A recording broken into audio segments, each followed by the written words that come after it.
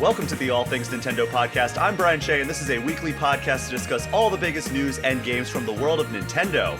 We have a small break from major releases coming to Switch, so we're going to be doing something fun with this week's main segment.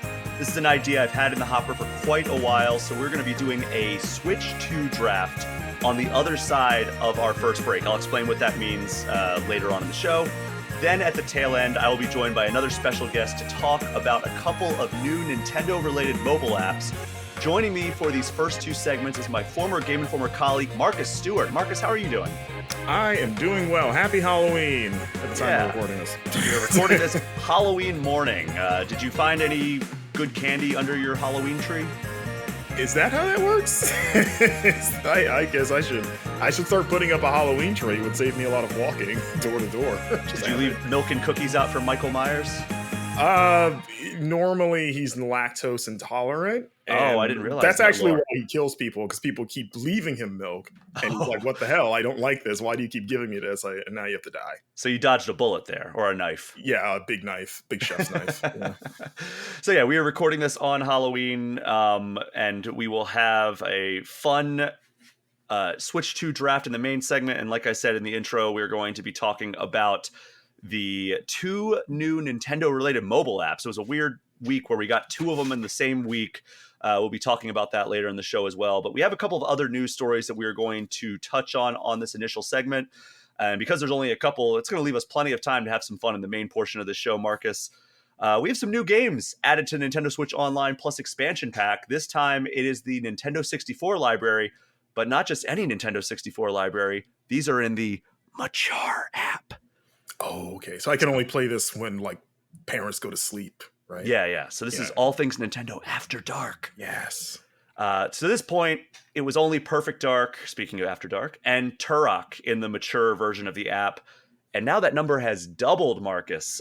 We now have Shadow Man, which is the 1999 action game based on the Valiant Comics series of the same name, and Turok 2 Seeds of Evil, which came out in 1998. Both of those are from Acclaim Entertainment, oddly enough.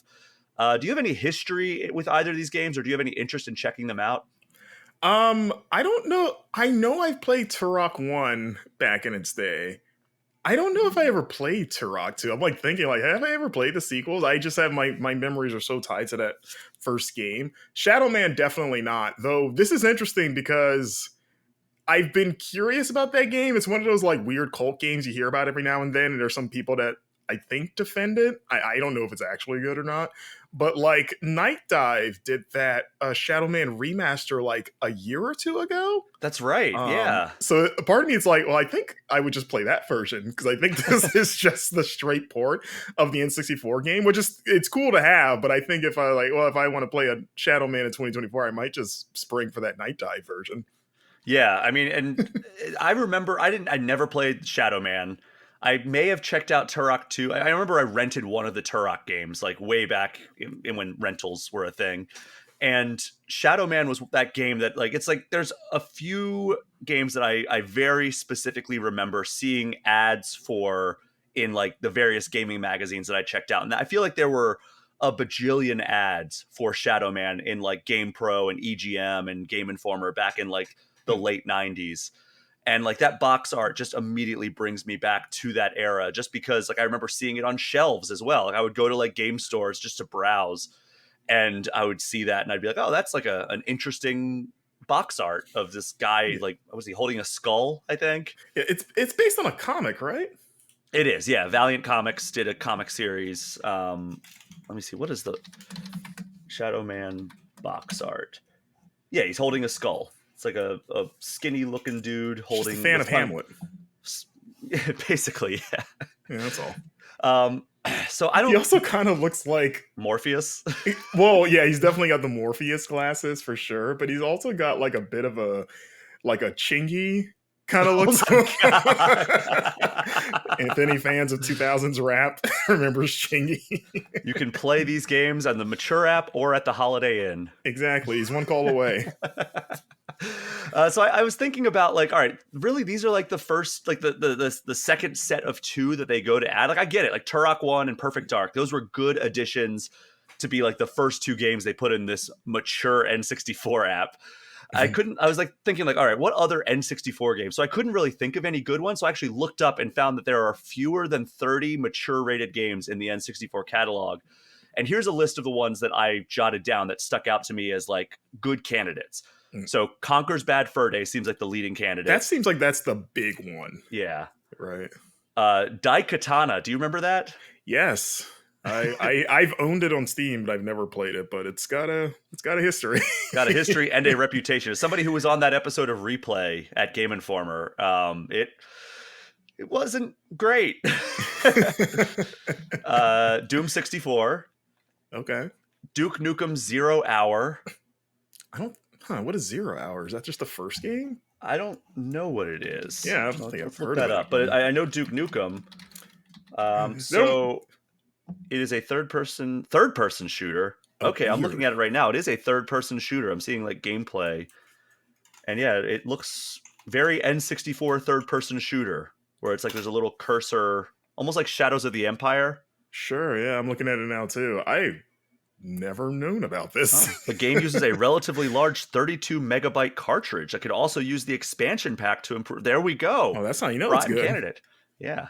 Mortal Kombat 4, which we should absolutely not do. Same thing with Mortal Kombat's Mythology Sub-Zero, which absolutely should not do. Unless it's like, hey, this would be fun to check out for like a historical perspective. It would be fun to have modern ports of Sub-Zero. Oh my god! Now I'm like wanting that. Now that we thought about it for like 5 seconds. Mortal Kombat Trilogy, sure, that would be fun to have there. Quake 2, Resident Evil 2. There's 3 South Park games. There's like a racing game. Right. There's the what is it? The Chef's Love Shack. And then like the first person like sort of shootery one. That's the one I remember playing the most. I remember the racing one, and they're all bad. Yeah. And then there's 2 more Turok games than we already have on the app. So, what like say you choose the next set of 2? What are you choosing from that? I mean, it's Conquer for sure, and that feels like that's a matter of times. There's other rare stuff on the library now, right? I mean, Perfect Dark. Yeah, Perfect Dark is one of the ones there. They put GoldenEye on there. Donkey Kong Country's trilogy is on there. Yeah, so that's probably any day now or any month now. So I say that, and then I want to do one obscure one because there's always like one like whoa, and then one like huh. So I feel like Duke Nukem might be the like huh. I didn't expect that, but it's cool. Like this game, as far as I know, has never been ported. But personally, give me Sub-Zero. Yeah, I was thinking like I want one of these like games that just isn't really accessible on modern consoles at least. Yeah. So give me either Sub-Zero or Daikatana, even though they're both like notoriously not great. Yeah, at least Daikatana's on Steam. I don't think Sub-Zero's anywhere. I think you still just have to buy a physical copy of it. Yeah, I don't see myself doing that. I have a physical copy of the other bad Mortal Kombat game, the Jax one, Special Forces. Oh my god! I bought it at like a retro store and played through the whole thing, and that game is arguably worse than Sub-Zero. Yeah, it's rough. I mean, it reminds me of those crappy like kind of add-on modes that Tekken was doing for a while. Tekken like Force. The story modes. Yeah, where it was like a side-scrolling beat 'em up, and it's like this is awful. Yeah, you're like, this is. Why would I play this when I could do regular Tekken things? I remember, I forget who the YouTuber was. This was very early on in like YouTube, like game reviews. There was somebody who didn't realize that was a side mode, and they reviewed the Tekken Force mode as like the main thing. And they're like, why did they stop making it a fighting game? Why did they make it a brawler? This is awful. And then all the comments were like, hey, there's actually the fight. This is like a side mode. Did he just like tape his TV to where he couldn't see the other like modes in the game? I have no idea how it happened. That's like a core YouTube memory for me because like it was pretty early on in like me getting into like watching YouTubers. Yeah, and they say game journalists can't play games? So the N64 mature app, I really wish they didn't separate them like this. Like it's annoying because I'm somebody who really likes to have everything nice and organized. Yeah. Like back when they were releasing like the MCU stuff on Blu-ray, like pretty much as soon as like it comes to home release, like I stopped this, like I had the entire Infinity Saga on Blu-ray all the way through. I had organized by timeline and everything. And like then when they started doing like the Disney Plus shows and they didn't release like physical versions of that, I'm like, oh well, if I can't have it complete, then I don't want to keep spending money on these things. So I stopped then, and now of course they've released it all. So I even do this with my Nintendo Switch Online catalogs, where I go in there and I organize them. It's like, okay, well, they've released new Mario games, so this is the row of Mario games, and then here's like the row of Kirby games. So I kind of like having them all in one place. I just wish like there was some option where if your profile was like 17 years or older, you could just combine the libraries instead of having it be in the separate app. There's a part of me, the chaos part of me, that wants to make it more of a burden, where like they got so hardcore with the mature thing that it's like age gated. Like every time you have to play one of those games, you have to type your age in, like watching a mature Steam trailer.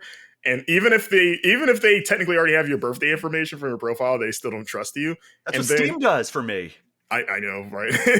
And then like until you do that, all the games, the box art is pixelated.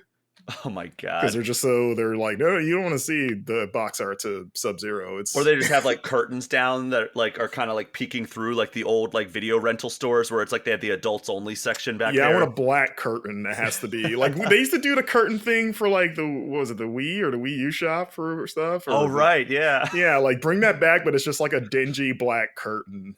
And then maybe like one like a model of like some like chubby dude standing outside of it, making sure kids don't peek in, checking IDs. You have to hold your ID, the amiibo scanner. You have to scan your ID. Exactly. I just wanted to just make it Wario. He's like the perfect character for that job.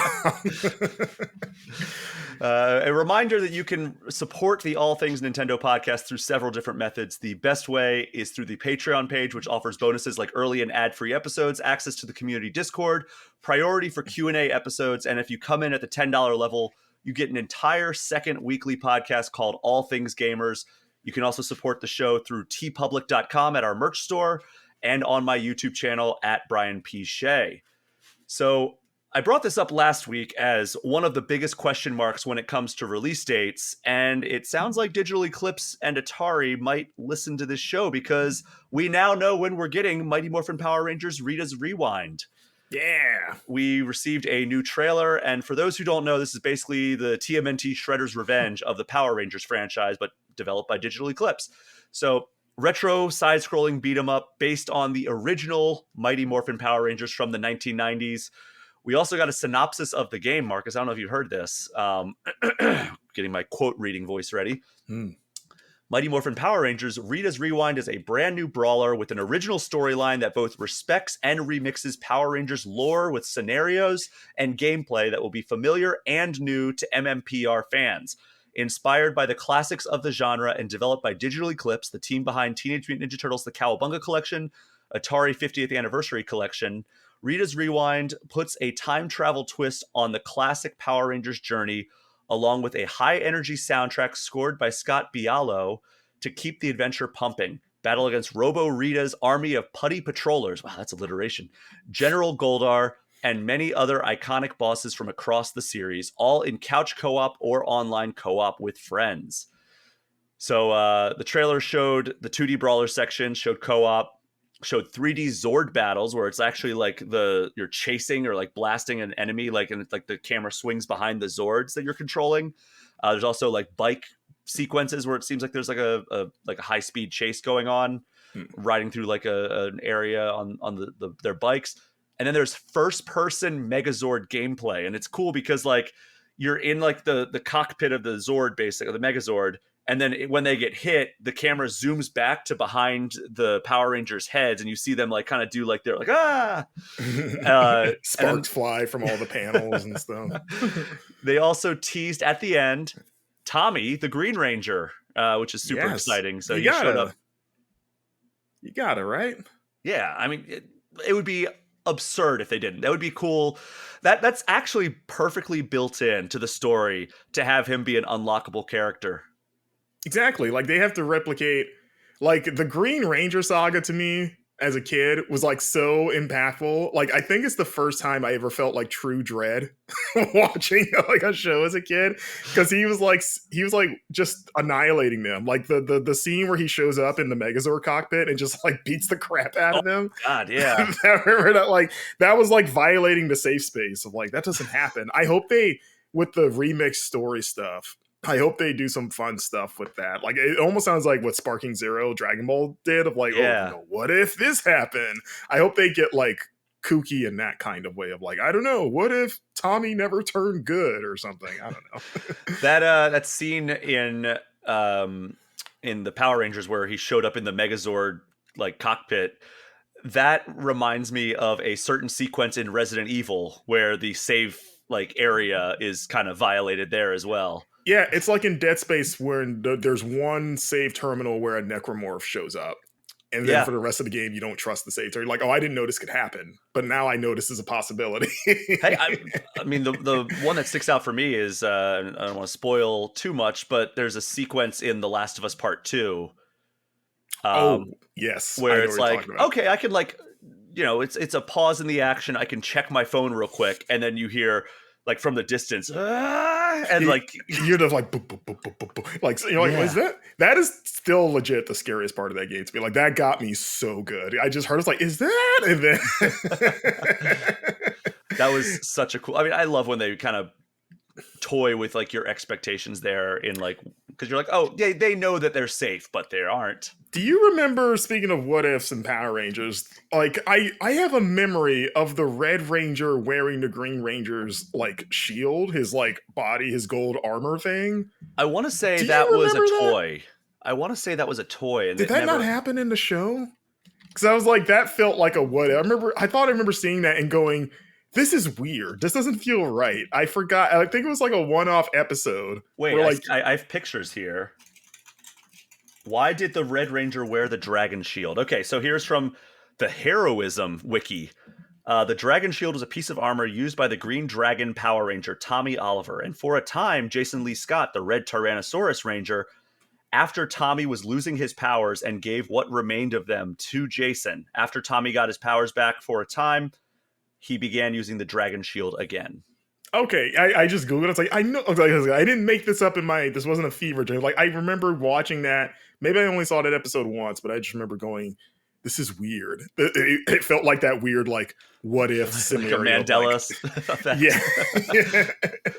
So Like, give me stuff like that. But this time give it to Zach, the best Power Ranger. yeah.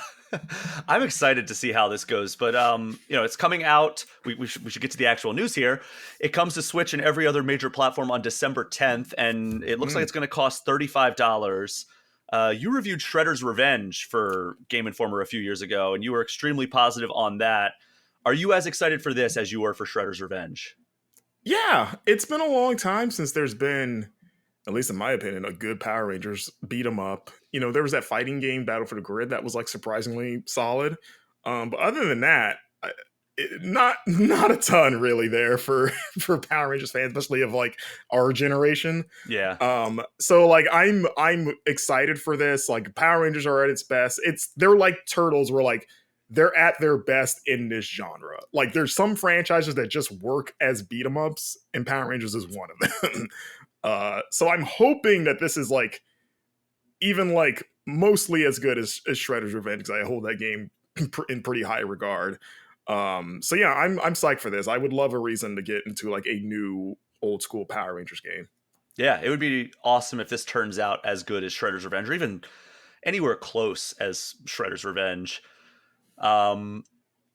Yeah, I mean, it's gonna be tough because like Shredder's Revenge was such like a perfect love letter to those old school Turtles beat 'em ups. Yeah. But Digital Eclipse, I've said this a billion times on the show, like they're such a good studio that like I put like my wholehearted trust in them, and like they did work on the Cowabunga collection as that synopsis indicated. So they do have a knowledge base and history with like these side-scrolling beat 'em ups. Yeah, and I think people have forgotten that they make original games because they've become known for the documentary like Gold Master series stuff. But it's like no, they can they have like an internal studio there that makes games, so it's like cool to see something come out of from that, and especially they've had a busy year. Like this Yeah. is what their third release this year because they And they'll did have Tetris Forever next, like in 2 weeks. yeah, and they had the Jeff Mentor game earlier this year. Like Hmm. they've been some busy bees over there. Yeah, I mean, I can't believe Tetris Forever is almost here already. Like it Yeah, feels I'm psyched for that. when they announced that, I was like, okay, that's coming in 2025. They're like, it's coming out in November. It's like, Mm, what? it's Tetris, baby. We're back. I love Tetris so much. You wrote the Gold Master series story for Game Informer, right? Yeah, I got to speak to Chris Kohler just about the making of that series and kind of like what goes into making those games, or at least the ones that they've put out. It's funny because I had asked him like, can you tease what you're working on next or what your dream projects are? Obviously, he couldn't share anything, but he indicated like we have a lot of things in the hopper like at all times, and so like this year has kind of validated that. Like you had 3 releases this year. Yeah. So it's like okay. What was your biggest takeaway from like those conversations in terms of like what it takes to make the Gold Master games, or like a quality that studio has? I think it was kind of the timeline of events of how because making a karateka is kind of the first of the Gold Master series, and Atari 50 is sort of like it's like the spiritual predecessor, but it's still in that vein. I think But it's been I think it's been officially like absorbed like retroactively into the Gold Master series. I think the reason for that was like surprising was that they came up with that concept for karateka first before Atari even reached out. And then, but since Atari reached out and said, we want a retro collection, but like we want a different one than the ones they've been doing it, because they did like the Disney Afternoon collection and the Mega Man collection. And they were like, we want something more than just like, here's a bunch of old games, have fun. And so they took the concept that they were still finalizing with karateka and said, like, oh, let's just do it here. Maybe this is like a good testing grounds. They want something different anyway. So like, even though Atari came first and wound up being like this cool proof of concept for that formula, that was originally envisioned to start with karateka first. So it was like this almost like, but then it worked out for karateka of like, oh, we know this works now, so we can kind of like proceed with that project with like more confidence than maybe we had before. Yeah, it's they've really taken off with this Gold Master series as well. So it's it's karateka, it's Atari 50, it's Llama Soft with Jeff Minter, it's Tetris Forever, and I don't think they've announced anything beyond that. Not yet. I'm excited. I asked Chris what his dream project was, and he was like, oh, for this podcast, he's like, obviously it's Nintendo, like Miyamoto. He's like, that is his white whale.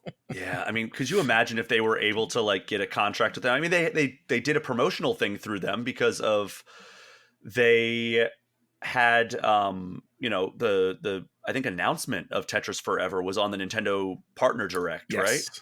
So they did have the promotional side. So I mean, hopefully that means that they have like conversations. I don't know. And they have Game Boy Tetris in that collection, right? And Famicom.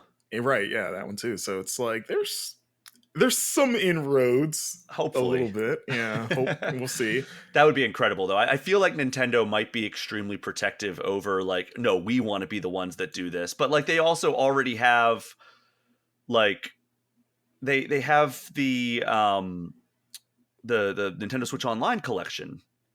So they might just be like, oh, we're already covered with like, the historical stuff here. I mean, it's not just the games though. It's like we already have access to a bunch of old games. You want like the cool, what I come for those games, like of like, show me some cool material that hasn't seen the light of day outside of this company in like decades, or the interviews, the sit downs and all that stuff. Like just do some like weird stuff like that. Like let Nintendo open up and say like, yeah, come into, the Kyoto headquarters or NOA and just sort of like see what you find and just put it in the game.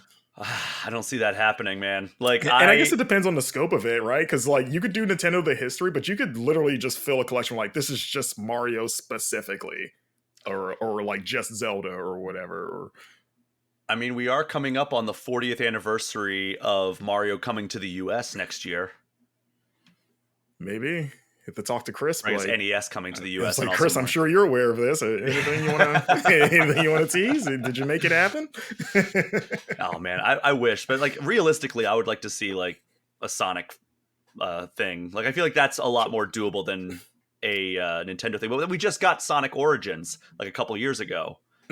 So Yeah. it's like, man, I don't know if like doing another like collection would make sense, but like I don't know, what are we coming up on? 35 years in 2 years?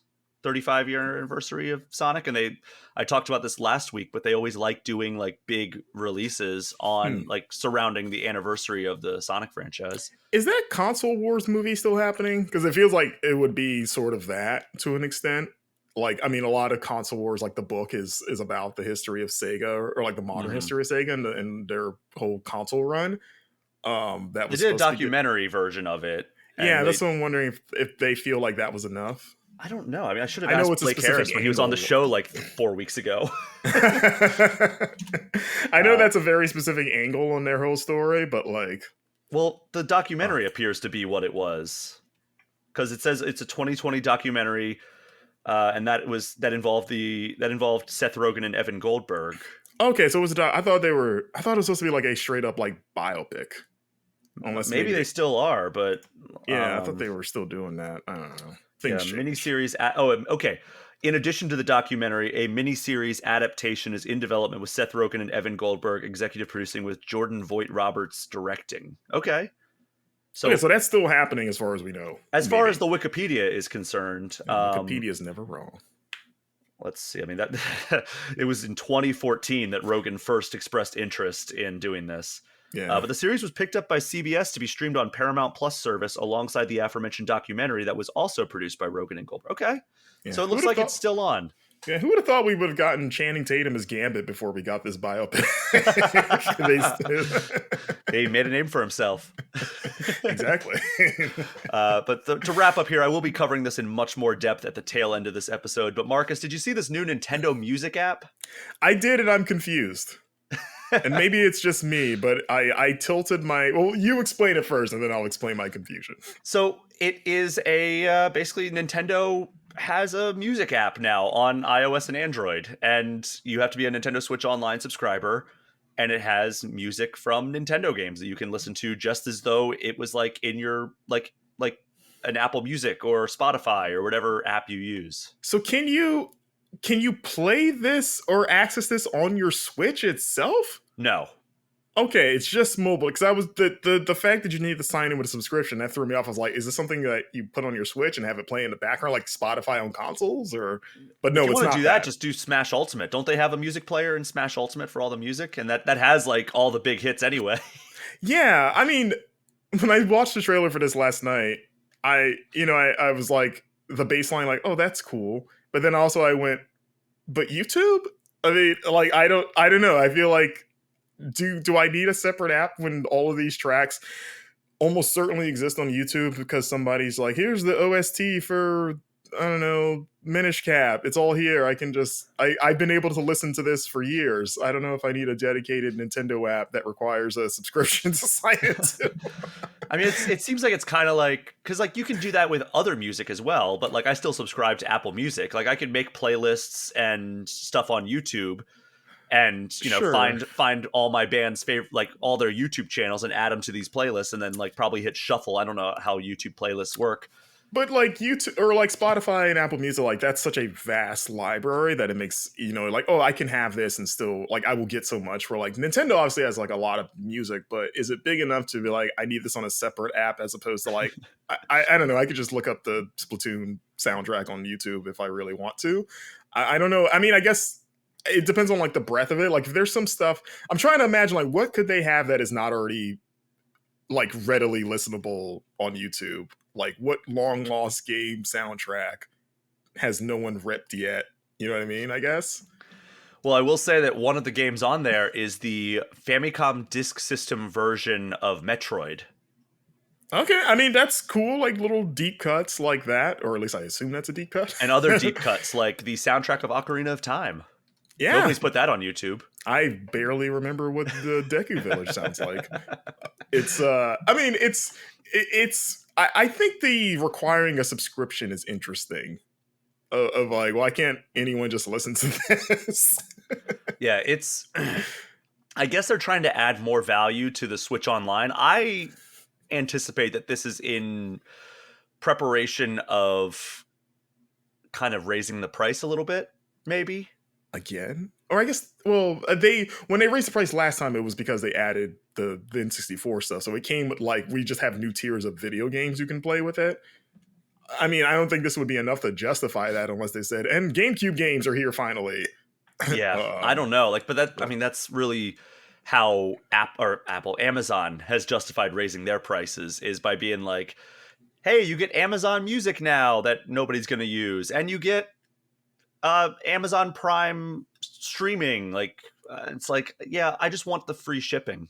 Like, what do you think of the feature they said where you can, like, tag or, like, filter spoilers, or like, oh, I haven't played this game, so I don't want to hear the music? I that was like the one thing I was like, huh, interesting. I mean, it's probably like the titles that would, like, give it away. Like, you know, I don't want to spoil anything, but it's like, oh, you fight Bowser in this Mario game. I don't want to have that spoiled. Tears of the Kingdom, final confrontation with Ganon. And you're like, what? You fight Ganon? Yeah, I was like, are like song titles known to be spoilery? They can be, I guess. Like, I guess I never thought about it. but yeah, that one made me kind of chuckle. Of like, if I hear this song for a game I haven't played yet, is it ruined for me now? I could see it, I guess. And you know how some how some people are so sensitive to spoilers. I could understand it, I guess. Like, I don't want to know this beautiful orchestra. Like, I haven't played the final boss music. I don't want to hear it. Like, unless it's like, do they think it's like lyrics and like all the lyrics just sing the plot of the game up to that point? You've overcome so much and now you're here. Remember that plot twist.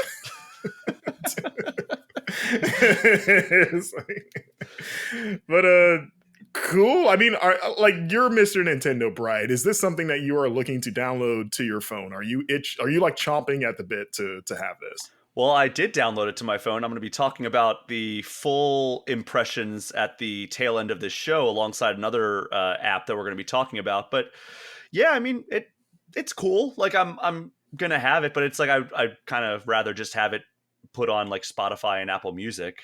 Yeah, aren't some of those soundtracks already there, like Nintendo soundtracks? I don't think so. Unless they're like covers. Like, people have covered, like, hey, here's like my metal album of Zelda songs. I mean, the real maker, like, can I install this app on my Alarmo? Oh, that would be amazing. Can I just have a playlist wake me up? Yeah, why is that not synergized? Oh, God. I mean, okay, well, now I'm mad. Now I hate this. Not that I have an Alarmo, so I don't know why I'm mad, but like, it's just like, that's right there. Yeah, are you going to get an Alarmo? I know you probably already talked about it. No, it's like, again, as Mr. Nintendo, are you right? No, I don't foresee that happening unless like I'm sent one to check out for the purposes of this show. Sure. Or I can, like, you know, I walk into Nintendo New York and it's like, hey, they're on clearance for $15, which I don't see happening anytime soon. I just picture a big bin just filled with like flowing with a red alarm clocks. That would be alarming. Oh. Well, we'll be talking a lot more about the details of Nintendo Music as well as my impressions at the end of this episode. But we are going to take our first break. What, Marcus? Do you think Nintendo Music has the Wii Music soundtrack? And if so, do you think they have the Ravi drums?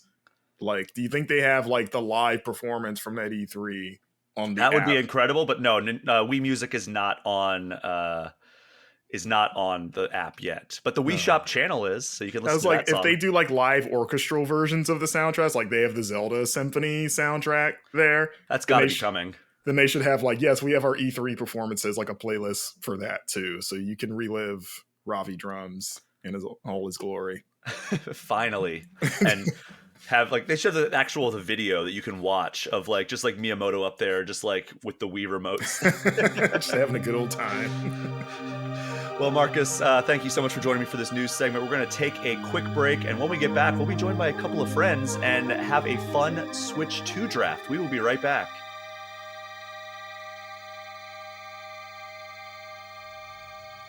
We are back, and we feel like we're right on the precipice of learning the first real details of the successor of the Nintendo Switch, so we're going to have some fun with it during this main segment. I've speculated over and over what could be in the Switch 2's launch window and first year of releases, and now we're going to see who can build the best first year for Nintendo's next console. Marcus Stewart is still here with me, but it is a mini Game Informer reunion now, as we are joined by other fellow former Game Informer friends. Kyle Hilliard, how are you doing? Good. I'm laughing at you saying the precipice of like Switch 2, because you know how Sonic, like when you stand on the edge, he's just like, whoa. I feel like we've lived there for 3 years of just Sonic flailing his arms on the precipice. It really feels that way, doesn't it? We also have Charles Harte. How are you doing? I'm good. Game Informer, more like Game Reformer, because we've reformed. Not or that the we're former like is gets space. There's a space after re-hyphen the former. and before the former. Yeah. Yeah. Not that we're reforming games. Although I don't know, maybe we could if you guys want. Yeah, layers. Keep going. So here's how this is going to work, guys. We're going to do 5 rounds where we're going to take turns selecting games that we would love to see in the Switch's first year. And we're going to see who can build the best first year lineup for this console. So some ground rules. Okay. They have to be within reason. So you can't say something like Tears of the Kingdom 2 or something like that just absolutely would not be realistic to come out in that first year of the Switch. I'm kind of a commissioner in this regard, but since I'm a participant, I want to do a majority rules vote. If anyone thinks something is too unrealistic or outlandish, if 2 of the other 3 people involved think it's too far of a reach, then the pick will be denied. Yeah, I will say if I'm denied, I will take it personally. Actually, I went into this more just like I didn't know we were going for like best. I thought we were going for like most accurate. You know, like who will be right in a year or whatever, like predictions. So my predictions are pretty grounded, actually, which may be a mistake. If you want to go that route, you can, and you will have the least likely chance of getting your pick denied, I guess. That's true. Or if you want, we can take a moment and let you redo your draft board. I mean, that's what makes Nintendo fun. They're like the Zelda thing I get, but like I would have never called that we would get a 2D Zelda like a year after a 3D Zelda, and they just whipped that out of nowhere. So who really knows what that company is capable of? I mean, for that particular example, there is a loophole if you think hard enough about it. But Charles, what were you going to say? I was going to say the idea of being like, we got a 3D Zelda last year, but next year we're getting a 2D Zelda where you play as Zelda. Everyone would be like, veto. No. Yeah, exactly. Yeah, we won't be too strict with the veto, but like there are like, hey, we just got like, I don't know, what's an example of a game that came out this year? We're getting Mario and Luigi Brothership next week. We're going to get another Mario and Luigi game next year. I think that would be a little bit too rushed. Pretty sure God of War Ragnarok's coming next year. So I'm going to spin a Lego Horizon up on Switch, you know? Just Lego God of War. That's all it takes. Lego's the bridge.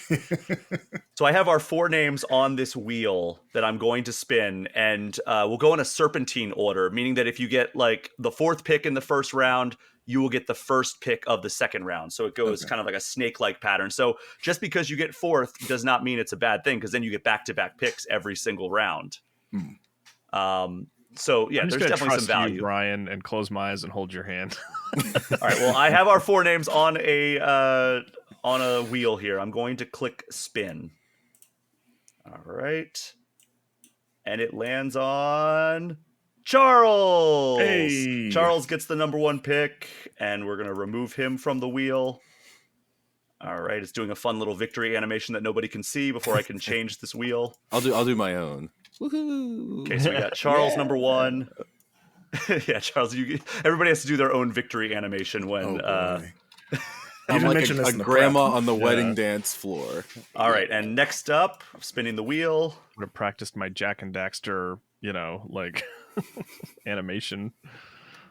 Marcus. Hey, I know this thing. Okay, yeah. Very good. Taking it back. Okay, so I'm going to remove Marcus from the list. Kyle, it's just you and me, 50-50 cut here. All right. And you know it wasn't rigged because Kyle. Hey! Here's mine. Let's see. Okay, I was trying to spin around. It didn't work. Failed spin. Failed spin. That's my dance animation. It's like a Tailspin sequel. It is. All right, so any questions before we get going here? Yeah, how does this whole thing work? All right, so we're gonna have Yeah. 5 categories because there's 5 rounds, and we have to fill out these individual categories. Almost like if people are familiar with fantasy football or anything like that, there are different positions you have to fill. So single player is one category, and if there's like a single player game with multiplayer like components, but like the main experience is single player, I think that counts as the single player game. Like Super Mario Brothers Wonder, for example, had a multiplayer component to it, but you could say that's a largely like single player thing. It's not like, an online multiplayer game that's the main attraction. So single player, multiplayer, remaster, third party port, and a wild card, which can be contrary to what a lot of people on this call thought. It's not a crazy over the top pick. It is a flex pick. So if you have 2 single player games that you really want, you can slide that second single player in on that wild card position. And I'm going to be taking notes of who has what on their team. And then at the end, we'll run it down, and then we'll ask the listeners of the show to let us know who has the best first-year lineup for the Switch 2. And whoever wins, you're going to forward that list to Nintendo as sort of a suggestion, get Of course, their marketing. They're sure to listen. All right, so single player, multiplayer, remaster, third-party port, and wild card. So you know what that means. Charles Harte, you are on the clock. What is your pick? And you can pick any of them. That's the strategy right there. Oh, okay. You don't have to go in order. You can choose from any category. So like you get to choose what your number 1 pick is. I'm gonna go multiplayer. Okay. Because this is the one where I feel like I was pretty shaky on. I'm gonna say Mario Kart 9. Oh, I feel like we've just been sitting on Mario Kart 8 for a while. We had a bunch of those DLC tracks, like years of DLC, which was very cool, but I think we're ready for like some kind of major new mechanic, really switch it up, and I think it'll be like it's a nice game to have like really good visuals for like a technical showcase of a new console. Yeah, this is getting into that discussion of like, will we realistic or like what we want, right? I think plausible is what I'm going for. I think they just finished that DLC, man. I don't think there's going to be at launch. I think they should hold Switch 2 until they have Mario Kart 9, honestly. But like if they're really coming out next year, I don't know. I'm going being pessimistic. But it would be undeniable that having Mario Kart 9 on Switch 2 would be everything everybody wants, and we'd all finally be happy. And this is technically like not launch day. This is launch the first year. The first 12 months that this console exists. Yeah. Okay. It doesn't have to be day 1. I was thinking day 1. I did this all wrong. So Oh, Kyle. It's okay. It's okay. It is okay. And so Mario Kart 9, I think that's a solid number 1 pick for building out your Switch year 1 lineup. So that is off the board now. That means that brings us to Marcus. Marcus, what's your number 1 so pick? Multiplayer is off the board, or Mario Kart 9 is off the board? Mario Kart 9 is off the board. Got it. Okay. I'm gonna go single player. I'm gonna make the safest and like strongest foundation I can lay down. 3D Mario game. Oh yeah. And if we want to get specific, we'll say Mario Odyssey 2. You can just say 3D Mario game because once somebody picks a 3D Mario game, that's off the board. So we can just say 3D Mario game. You can speak in like generalities there because like there's no world where it's like we get Mario Odyssey 2 and also Mario Galaxy 3 in the same year. Yeah. What if they give us or ever get either of those?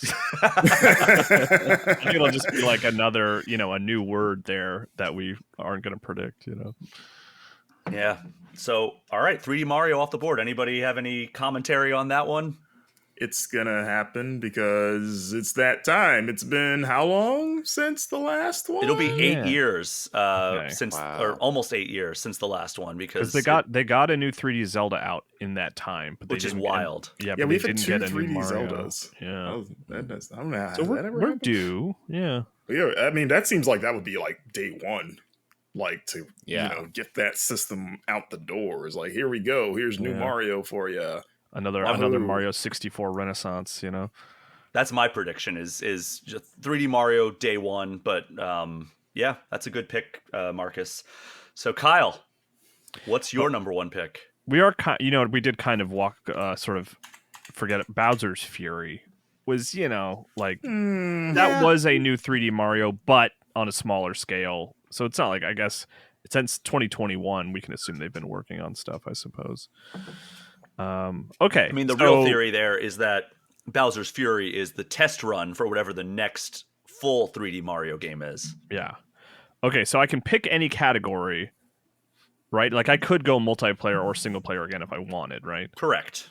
Okay. Well, what I'll do is I'll go remaster Wind Waker Twilight Princess. Oh, you're getting both of them? If I can, yeah, put them both in a bundle. Okay, all right, fine. Yeah. I will allow it if Charles and Marcus will allow it. I didn't even think about that. I feel like we always talk about them in the same breath. Yeah. Like if they don't come out as a bundle, they'll come out. It just feels like they would come out on the same day or something. I don't know. That almost feels too generous for Nintendo, though. They're like, we could get $60 for both of those easily. Why would we? Sure. Why would we give you a deal? So, what do you guys think? Do I need to pick one, or do you think? Yep. I think realistically, I have a hard time believing they would bundle those up. All right. But you understand, like I'm saying, like what's the vote? I need to pick one, okay, or so I'm Marcus allowed to bundle them. I'm saying you have to pick one. I have to pick Charles? one. I'm fine with that. Picking one. Okay, so I guess pick one, Kyle. All right. Wind Waker. Okay. Okay. Though that does probably take Twilight Princess off the board because I doubt they're going to remaster both of them at the same year. But who knows? But okay, yeah, Wind Waker. It's a long time coming for either of those games to get remastered over to Switch. Out of curiosity, Kyle, is that a preference for Wind Waker personally, or just what you think is most likely to come first? What is most likely? I do prefer Twilight Princess. I think Twilight Princess is a better game, perhaps controversially, than Wind Waker. Okay. Wind Waker is kind of low on my personal list of 3D Zelda games. There's only 4 dungeons in it. What are we doing here? You got a whole ocean. There's a lot of sailing. Yeah, the ocean is the dungeon. Yeah, it turns out that's just a lot of nothing. Hey, I love Wind Waker. I think the combat is fantastic in that game, but the Triforce hunt, that almost ruined the entire game for me. Yeah, I like when they came out on Wii U. When they came out on Wii U, I started Twilight Princess and didn't stop until I finished it. Wind Waker, I never finished again, and I think it's telling of just the structure of that game. That's not to say I don't like Wind Waker. I love Wind Waker, but it's just it's lower on my personal Zelda list. Okay, all right. Wind Waker, solid pick for the remaster category. Maybe one of the best picks you could make in the remaster category. All right, so, man, you guys took a lot of this stuff off my board. I'm going to go... Let's go single player. We're going to go Donkey Kong Country. A new Donkey Kong Country game. Within the first year. What a pull. I can see it. In the same year that Metroid Prime 4 is happening. It doesn't have to be. It doesn't have to be retro developing. I mean, you would assume it is, right? I guess not. My dream has always been. I've said this on the show. I would love it if they gave it to Playtonic, the company that makes Yooka-Laylee, that's made up of former Rare developers that all worked on like Banjo-Kazooie and Donkey Kong Country on SNES. Because that would be such a perfect fit. Because they've been still exercising those muscles by making the Yooka-Laylee franchise. That it would be a natural slide right back into the Donkey Kong Country series. I mean, they have the creator of Diddy Kong, Kev Bayless, on that team. So it would be too perfect. I just don't know if they would reach out to them and be like, hey, do you want to do this again, even though you're not with Rare anymore? So I think near the tail end of the year, because we are getting Donkey Kong Country Returns HD in January. Oh, right. Oh, I forgot about that. Okay. I think that at the tail end of this first year of Switch 2, so you have to think that would be a year and a half, theoretically, after Donkey Kong Country Returns hits Switch 1, that would be time for a Donkey Kong Country, like an all-new one. And, over a decade after Donkey Kong Country Tropical Freeze, which is the last actual Donkey Kong Country game. All right, I've said that phrase way too many times. It's starting to lose meaning. All right, so I get a second pick in a row here, guys. I'm going to go third-party port. We're bringing Elden Ring to Switch 2. All right. That'd be amazing. I mean, what else do I have to say? It's a more powerful system, hopefully capable of handling a game like Elden Ring, and it was pretty much a unanimous Game of the Year award winner. Yeah, I mean, I would. Yeah, I guess I was about to say I would love a portable version, but there's of course it does work well on Steam Deck. But they don't. This is again that conversation though, which is going to be a lot of this is like realistic versus what we want. But like From just doesn't really seem to care about Switch. I mean, the Dark Souls port I think was done by another company, right? I think so. And is that the only From game that's come to Switch? Is Dark Souls 1? Think so. Pretty sure. I mean, Is that Bloodborne and that's like a certainly has it. remaster? It won't, but yeah, I think so. But I mean, stranger things have happened. That's true. I mean, it could be, every generation, sometimes developers will be like, we're 100% on board, surprisingly, with this new platform, like even like GameCube, Capcom being like, we're Nintendo people now, Remember how in on Wii U, Ubisoft and EA were early exactly, on? Yeah, stuff like that. So I could and they're see like, From oh, never mind. I could see Bandai Namco and From kind of being like, oh, by the way, we love Nintendo Switch 2 now, and here, have some Elden Ring. Yeah, and Miyazaki's wearing don't a Switch complain 2 about t-shirt. Imagine if they did that like presentation where they had like all those developers coming out and presenting their game, and they bring out Hidetaka Miyazaki. That would get the biggest pop. Yeah. And then he's like, cookies and cream, it's back. But those are my two picks. Donkey Kong Country filling my single player slot, and Elden Ring filling my third party slot. So that brings us back to Kyle. Kyle, what's your second round pick? Second round pick, I will go multiplayer. Oh, okay. Splatoon 4. I was hoping that would still be around when I got back to my turn. Yeah, I have a different pick that I think is maybe the more reasonable one. But I remember when Splatoon was announced for Switch, and we're like, oh, cool, Splatoon, and they're like, no, this is Splatoon 2. Like they got it there quickly, It was very quick. And we were all surprised that it wasn't just a port of Splatoon 1. Which never got ported to Switch, right? The original? No, which is strange because I still think that the multiplayer and single player, actually, for that matter, are very good in that first Splatoon. And the music, I think, is my favorite of the series. So it's kind of a bummer it never got ported. But yeah, so I think even though Splatoon 3 wasn't that long ago, I think I wouldn't be surprised if Splatoon 4 was there for day one of the new Switch. Like literally a launch officially title. wrapped up their content for Splatoon 3, so it would make sense with the timing. Yeah, so that's my pick, Splatoon 4. I think that's a great multiplayer pick, and it's going to have me scrambling when it comes time for me to fill that, because those were my two like glaring picks for multiplayer game. Because let's be real, there's not a lot of them on in the Nintendo stable. But Arms 2 is up for grabs. Whoever wants it, it's available. Marcus, second round pick for you. I'm going to go the remaster route. And I'm going to attempt to one-up Kyle and say that they are going to remaster The Legend of Zelda: A Link Between Worlds. Finally. I thought you were going to say Twilight Princess. I love Twilight Princess, but I do like A Link Between Worlds better. Oh, yeah. Honestly, you give me both of those, Twilight Princess or Link Between Worlds. Link Between Worlds. Yeah, I didn't even think about that because everybody, it's so obvious of like, oh yeah, Wind Waker and Twilight Princess should absolutely be on Switch. So many people forget how good and how much of a fit A Link Between Worlds would be. And yeah, and now that we're seeing them delve into bringing 3DS/3DS games. I mean, this was Konami, but like that Castlevania collection is like, okay, we can do this if people want to do it. We can make that work on a single screen. So yeah, bring the low-key one of the best Zeldas ever to the new Switch. Yeah, hell yeah. Now my multiplayer can be Four Swords. Or Triforce. Triforce Heroes. Triforce Heroes, yes. No, worst Zelda game. But all right, yeah, that's a great pick. That's I think the sleeper pick of the draft so far, Marcus. It's good. Now we get to Charles. Charles, not only did you get the number one pick, but now you get back-to-back picks here. This is true. What is your second and third round pick?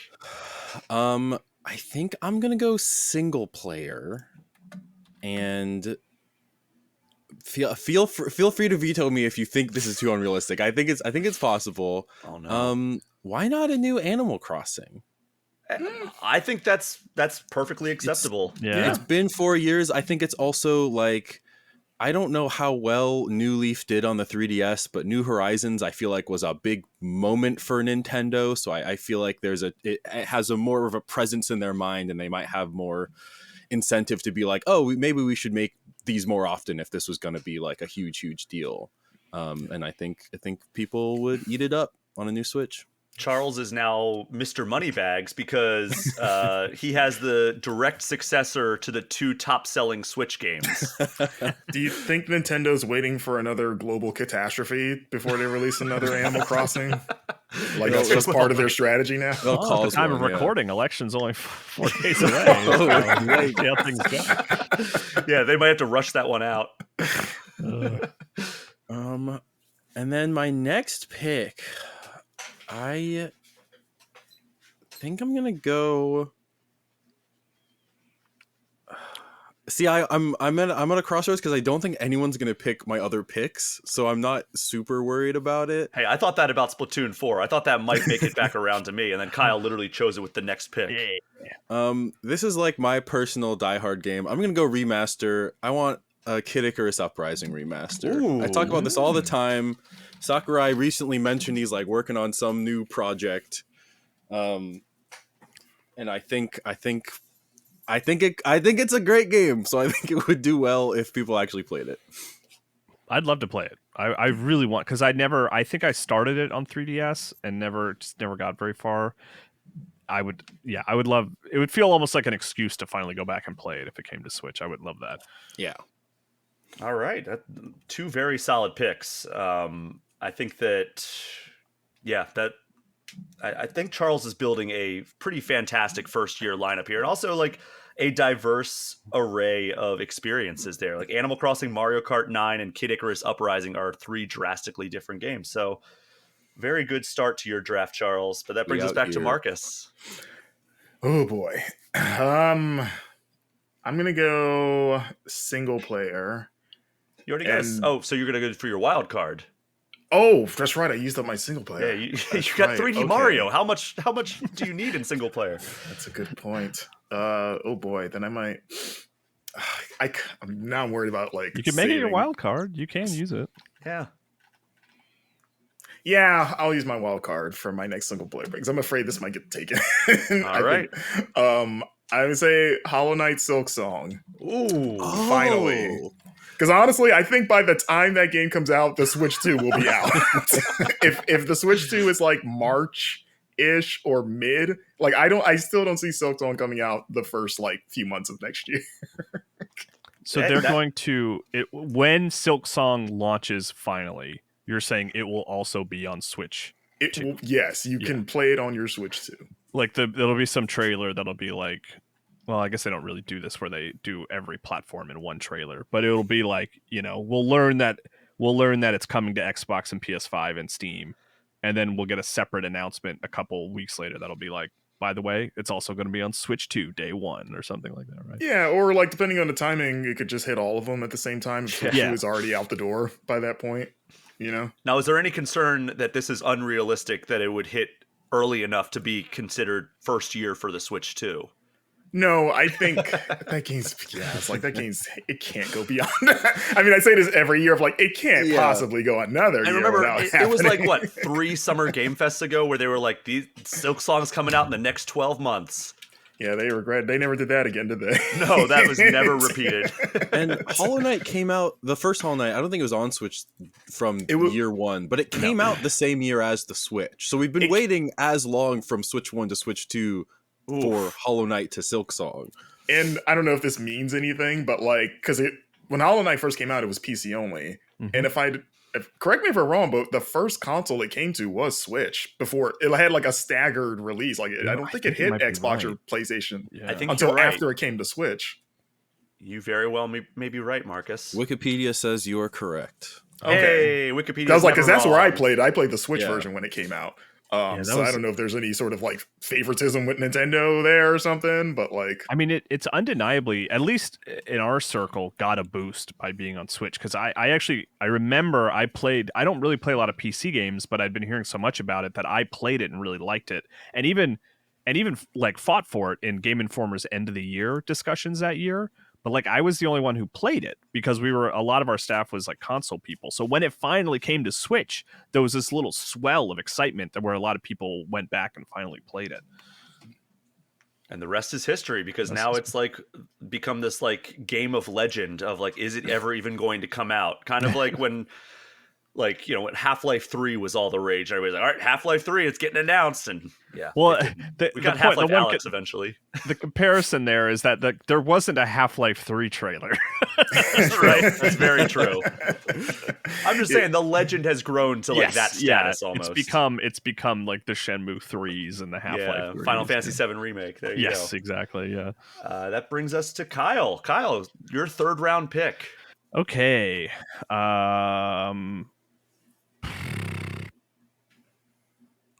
Let's go. This one, you could argue it maybe into the remaster category, depending on how you think things are going to play out next year. But like, I'm going to go single player, Metroid Prime 4. I think it's going to be like a cross-platform thing, right? It'll be the Breath of the Wild approach, where maybe it'll come to Switch 2 first and then come to Switch like a month later, or Twilight, how they did Twilight Princess, which is it just launched on both simultaneously. So did Breath of the Wild, right? Didn't Breath of the Wild launch simultaneously? Yeah, Breath was simultaneous. No, it was staggered a little bit. Yeah, not by much, but a little bit. I think it's because just most people don't acknowledge that game is on Wii U. Yeah, I forget that it is, honestly.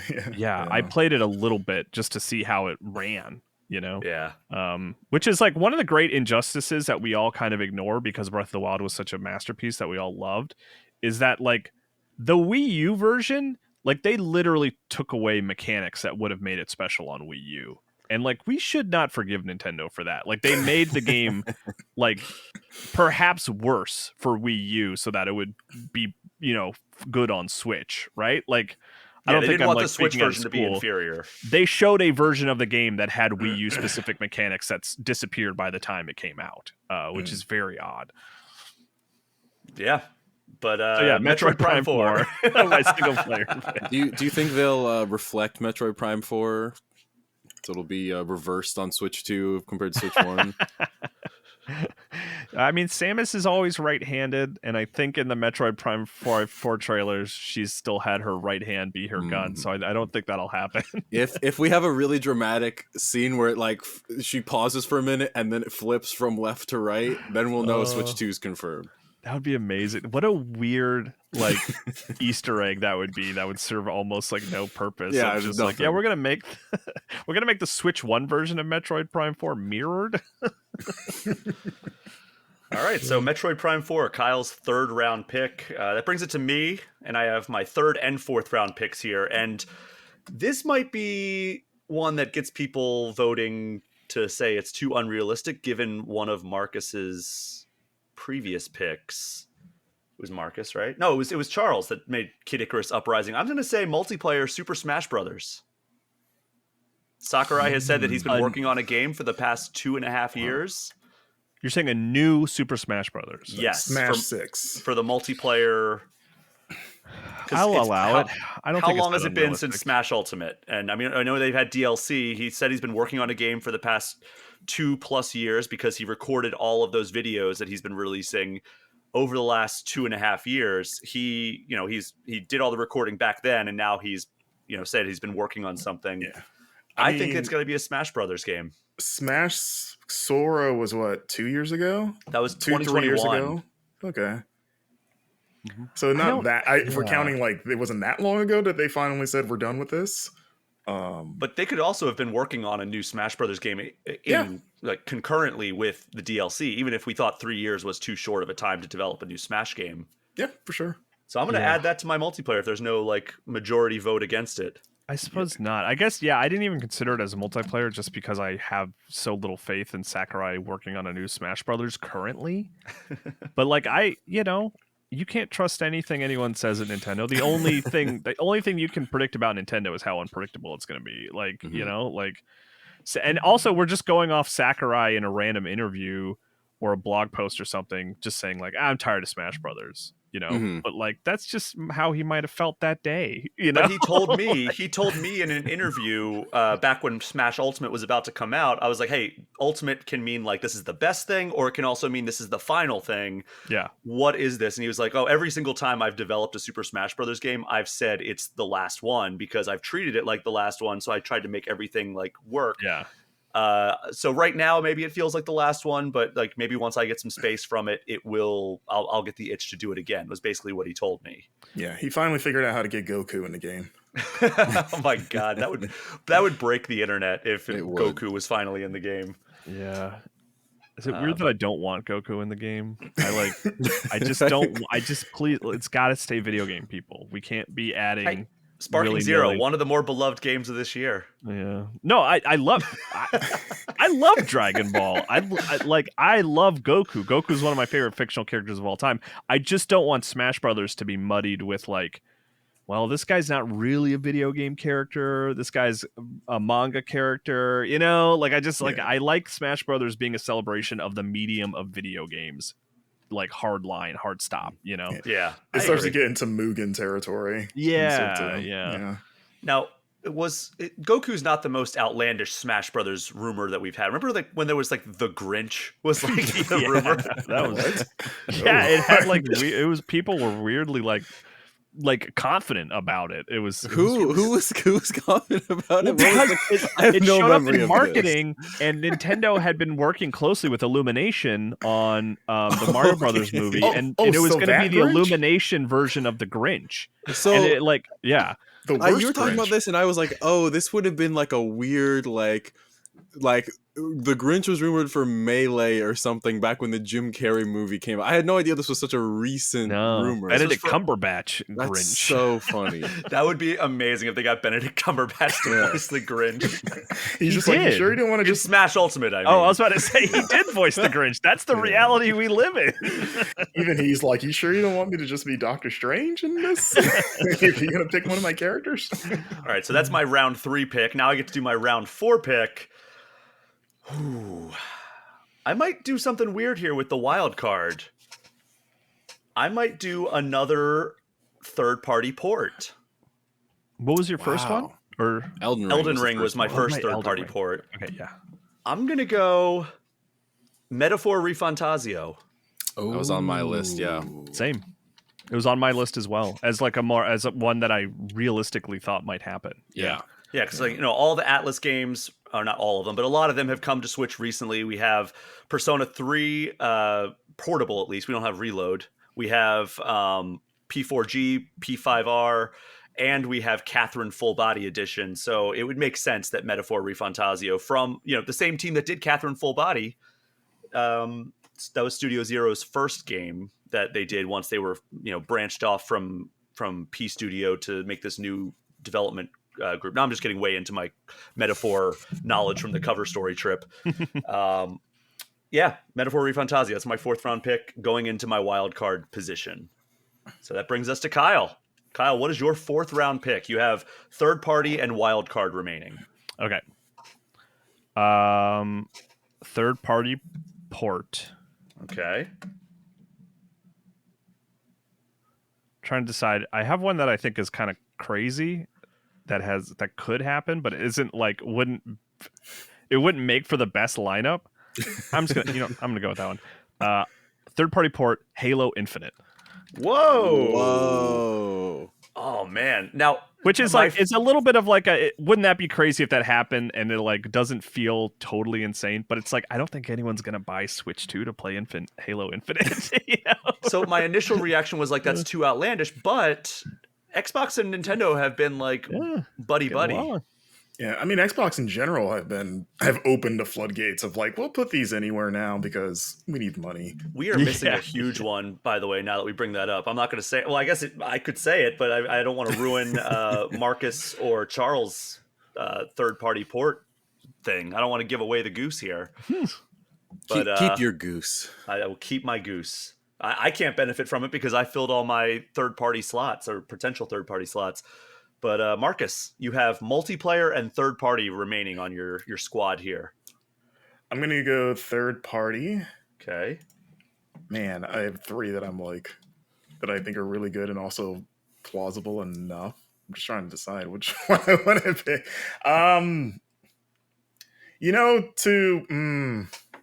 One of them I like more, but then it's like it's like a bittersweet pick a bit, but it's probably more sensible than the other one. I'm going with like dreams versus like plausibility here. You know what? Screw it. Let's say that Nintendo cashes in that Smash Brothers Final Fantasy relationship and brings Final Fantasy VII Remake to Switch. Hey, that was on my board. That was like between Metaphor and Final Fantasy VII Remake. That was the decision that I had to make. So I don't think that's outlandish at all. Square Enix has come out saying like we don't want to do like single platform development anymore. I think that they're going to try to push the third part of that trilogy to be multi-platform. And I think that part of that is going to be bringing Remake and Rebirth to other platforms. So I think that makes perfect sense. Yeah, and now an entire generation of Nintendo kids can be like, oh, that's the Smash guy. I know him. Yeah. Well, hey, they could have done that with an F-Zero game, too. Him and his buddy with the big sword and the long hair. They were like friends, right? Friends. All right. They were so that's a very good pick, actually. I think that might be one of the better third-party picks that you could make in this. Yeah. But there's still the big third-party game that I know, like it's an obvious one that you're all going to be like, oh, yeah, unless maybe just nobody wants it. But I'll wait till the end to say it. That's how I feel about my Halo Infinite pick. It's like I think it's a fun pick, but I don't know if anybody actually wants it. I will say that you're probably going to get eviscerated in the comments if people see that and be like, Halo Infinite on Switch 2. Not only does that game suck because apparently the public thinks that game sucks, but also it's a Microsoft game. They're gonna, sorry, the Kyle. Nintendo public might be ready for it. Maybe it was made for them.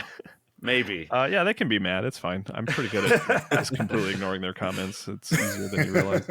All right, Charles, you get to finish off your team before any of the rest of us. This is 4 and 5 for you. You have third party and wild card remaining. So third party, you guys all had such great ideas. I could not think of a game that wasn't on Switch that I like wanted there, except for one. I don't think this would really move the needle, but I think it'd be cool. Journey is not on Switch. Oh, and I think Journey. that it should be. I think that's just a fun little game. I think that'd be good. Well, hey man, any way you want it, that's the way you need it. Yeah, that's Don't stop believing. And then my wild card is gonna be a real wild card. Okay. Single player game. We're going Nintendogs. Whoa! Bring me a new Nintendogs. That's the one I knew my dog Toaster would be into. There's a generation of kids my age and younger where like Nintendogs was like, especially like girls that would get a DS as a kid would get it with Nintendogs, and that is many people I know like first gaming memory or like most nostalgic thing. And there was like a few Nintendogs games, and then they kind of stopped making them. I assume they didn't sell very well, so they stopped making them. But I do think that like there is an audience that could be catered to by putting a new Nintendogs on the Switch. I think that first Nintendogs sold gangbusters, and then they just did kind of like the Guitar Hero thing where they're like, people love this. Let's put out 7 of them a year. Yeah, and I think that's what ultimately killed that franchise. But they didn't do, because they did Nintendogs, and they had a bunch of different breeds. Right, like Pokemon style. Yeah, and then they did Nintendogs and Cats for 3DS, but that was about it. Right? I thought they did like different versions for like different breeds. Like, didn't you have to buy the different breeds? Yeah, but they all came out at once. It wasn't like it was like Pokemon Red and Blue. They had like Nintendogs with 3 different breeds you could choose from, and you could get all the breeds in one game. It's just like the buying the different breeds was like just what you started with. So technically, and please correct me if I'm wrong, I think they've only done Nintendogs twice. You're right. I was just thinking in my head that like, there's all these different breeds that you can buy. Yeah, but they were all available at the same time. Yeah. They ran out of breeds. That's why they haven't. Yeah, exactly. They're waiting for people to genetically engineer new dogs. So Charles, it was Nintendogs, and then for Uh-huh. 3DS it was Nintendogs and cats. So Yeah. what's Switch to? Nintendogs. Nintendogs, cats, and birds. Okay, there you go. It's Cats raining and birds, Nintendogs, okay. cats, and Living birds. together. Or like fantasy pets. Oh, like a dragon? See, Dragon in there. I think that would be good. I do think part of the appeal is the like, sorry, honey, we can't get you a dog, but we got you this Nintendogs yellow That's a lab. good point. Yeah. Yeah. And we got you the console to play it on. I just want to have like Poochie in there or something, you know, from That would be Yoshi's good. Island. That could be DLC or something. Yeah. Can you not buy accessories in those games? Can you not just put sunglasses on a beagle and call it Poochie? Hey, they still You could. celebrate Nintendogs in like the Smash series. Yeah. All right, Charles, are you going Poochie Simpsons and I was going Poochie Yoshi's Island? Is Oh, that I thought I was going Poochie Simpsons in my head. When I hear even Poochie, better. that's what I think. I went Yoshi's just Island. a dog with like a jacket and sunglasses? I was confused. I was like, sure, Yeah. and Poochie. You said Poochie, and I thought Ochi. I was thinking Pikmin. So I Oh was my like, God, we all went completely different. different. At least you guys has made sense. Yeah. Like, it was way off. We all went different places We with all that had suggestion. different just dogs, the- fictional dogs. Oh, it's so funny. But all right, so that's Charles' list. We'll go through and run down our full teams after the fact. But yeah, that's a solid team, Charles. Marcus, you have a multiplayer game to pick here. I know, and I'm mad because y'all took my good ones. I waited too long. It's the struggle of the 5-round format here. Yeah, as someone that's not a huge multiplayer gamer generally, this is like the least exciting one and the one that was the hardest to sort of like, because the ones I have are like realistic, but they're not like, eh. So you know what? We're gonna go the pie in the sky. So get your veto button ready. But maybe finally a new F-Zero. That's fine. That was on my until I thought of Super Smash Brothers. That was going to be my multiplayer pick. Okay.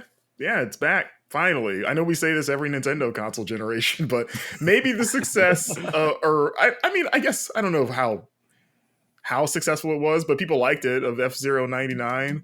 Maybe they're like, oh, okay, there's some people are into F-Zero kind of again, or at least familiar with it if they weren't before. Maybe we make a new one of these. All right, yeah, that is a good pick, and that's you have a good team as well. So Kyle, you have a wild card. So this is the most interesting one, and then once Kyle chooses his wild card, I'll say which one we were missing. Okay. I have a few. I guess we can kind of do our mop up afterward, like the ones that don't count. But I'm gonna go remaster, Okay. and I'm gonna go Tears of the Kingdom. Okay. I think Tears of the Kingdom Oh. gets like a 60 FPS version with some little bonuses, right? Like there's some new things in this version of Tears of the Kingdom. Nothing crazy, not DLC, because they were pretty explicit about like we're not doing DLC. It's going to be a VR mode or So something. is that like a new SKU, or is it just like Yes. a patch? Oh no, no, it's it's like new a SKU. box Like you game. can go to the store and you buy Switch 2, and on the shelf there is a version of Tears of the Kingdom that, you know, there's a sticker on it or something. It has new art in the new box, whatever the Switch 2 boxes are going to be, because they're going to be formatted a little differently, and it's just going to have like, so I don't know what It says like remastered on the box. what is it's been a little while since I've played Tears of the Kingdom, but the items that the Zonai items like that you get from the vending machines, there's going to be like Zonai items. there's going to be like 10 new Zonai items or something like that, you know. Zonai devices. That's Zonai what they were. devices, thank you. It'll be a higher frame rate, and it'll have new Zonai devices or something along those lines, enough to it considered to be a remaster, enough for me to be part of the problem and pay $60 for it. Would you call it Zonai Edition? Does that make sense? Does that Maybe apply? good, yeah. Like it's Yeah, some got kind of another edition, battery yeah. symbol added. That's like, no, it's stronger because we added another battery to the game. Yeah. And the frame rate improvement is an item that you have to pick up in the game. Wow. It's a shield And you it breaks have to after wear. too much use. All right, so there's Kyle's squad right there, and that brings the final pick. This is called Mr. Irrelevant in the NFL draft because what are the odds that the last picked person in the draft is ever going to make an impact? That's basically the that's meaning behind mean. that. It is. Do they call this person that to their face? They do. Like, they are Mr. Irrelevant. A lot of people wear it with pride. They're like, yeah, I was the last pick in the draft because like they still made it into the NFL draft, but yeah. I have a remaster slot left, and I have two that I want to choose from. One is one that I would personally like to see, and one is kind of a crazy pie in the sky, but people would lose their freaking minds if it happened. I'm going to go with that one. The one I personally wanted to see was Tomodachi Life, but we're going to cross that one off. You guys ready to shoot this down? A remaster of Mother 3. Ooh, Okay, we can't even get the regular version of it. Yeah. Well, that's why, because it would be remastered, like kind of like Link's Awakening style, where like they. Okay, so that's a remake. Right? Okay, well, you're saying? yeah, remaster with same thing, right? Like you'll count that, right? Yeah, I assume it's bundled. Yeah, I mean, I don't think it needs to be vetoed. I think that would be a crazy announcement if they have a studio remaking Mother 3. Like because they remade Super Mario RPG, earlier this year. Like if they took that approach to Mother 3, that would be very exciting and cool. That's what I was wondering, if it was that scale of remake or if it was just like we localize Mother 3 and it's on Nintendo Switch Online. Yeah. I was thinking more the former, having it be an actual full-on SKU that you buy with improved visuals. That'd be amazing. I'd love that. Yeah, and I don't think it's impossible, because I know there was a lot of Mother 3 is pretty dark. I played it recently. I've never finished it, but I played like the first 10 hours for the first time in like the last 3-4 years, like with a fan translation that's supposed to be quite good. And I know, so there's a lot of people who will sometimes say like, we're not going to get that game because it's so dark, and it is, right? There's like patricide and stuff like within the first hour, but it's like, I don't know, it's not enough to like, it's not, I didn't play it and was like, we're never going to see this ported. It's just like, I don't know, it's kind of a dark especially because we get like M-rated games on Switch like all the time now. Yeah. I mean, that was the one that I kept alluding to that we were missing, is Nintendo and Xbox have literally announced that Call of Duty is coming to Switch. So it would make sense that whatever the next Call of Duty game would arrive on Switch the first year.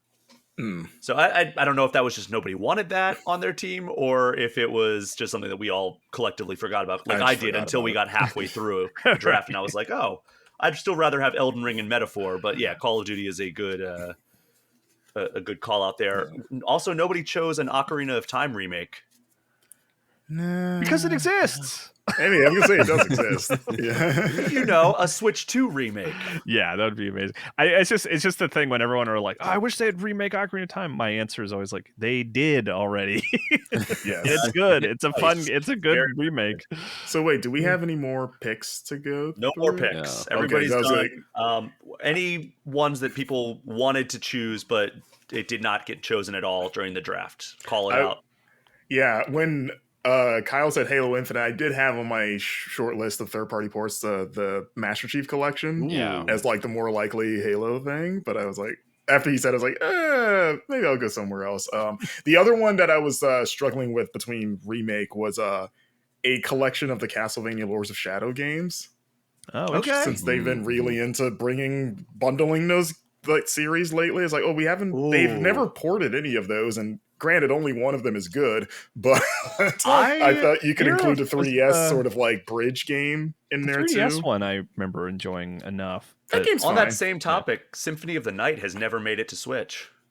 Oh, really? Huh. That would have been a good remaster. Oh, the only modern console it is on is Xbox through Xbox 360 like live arcade.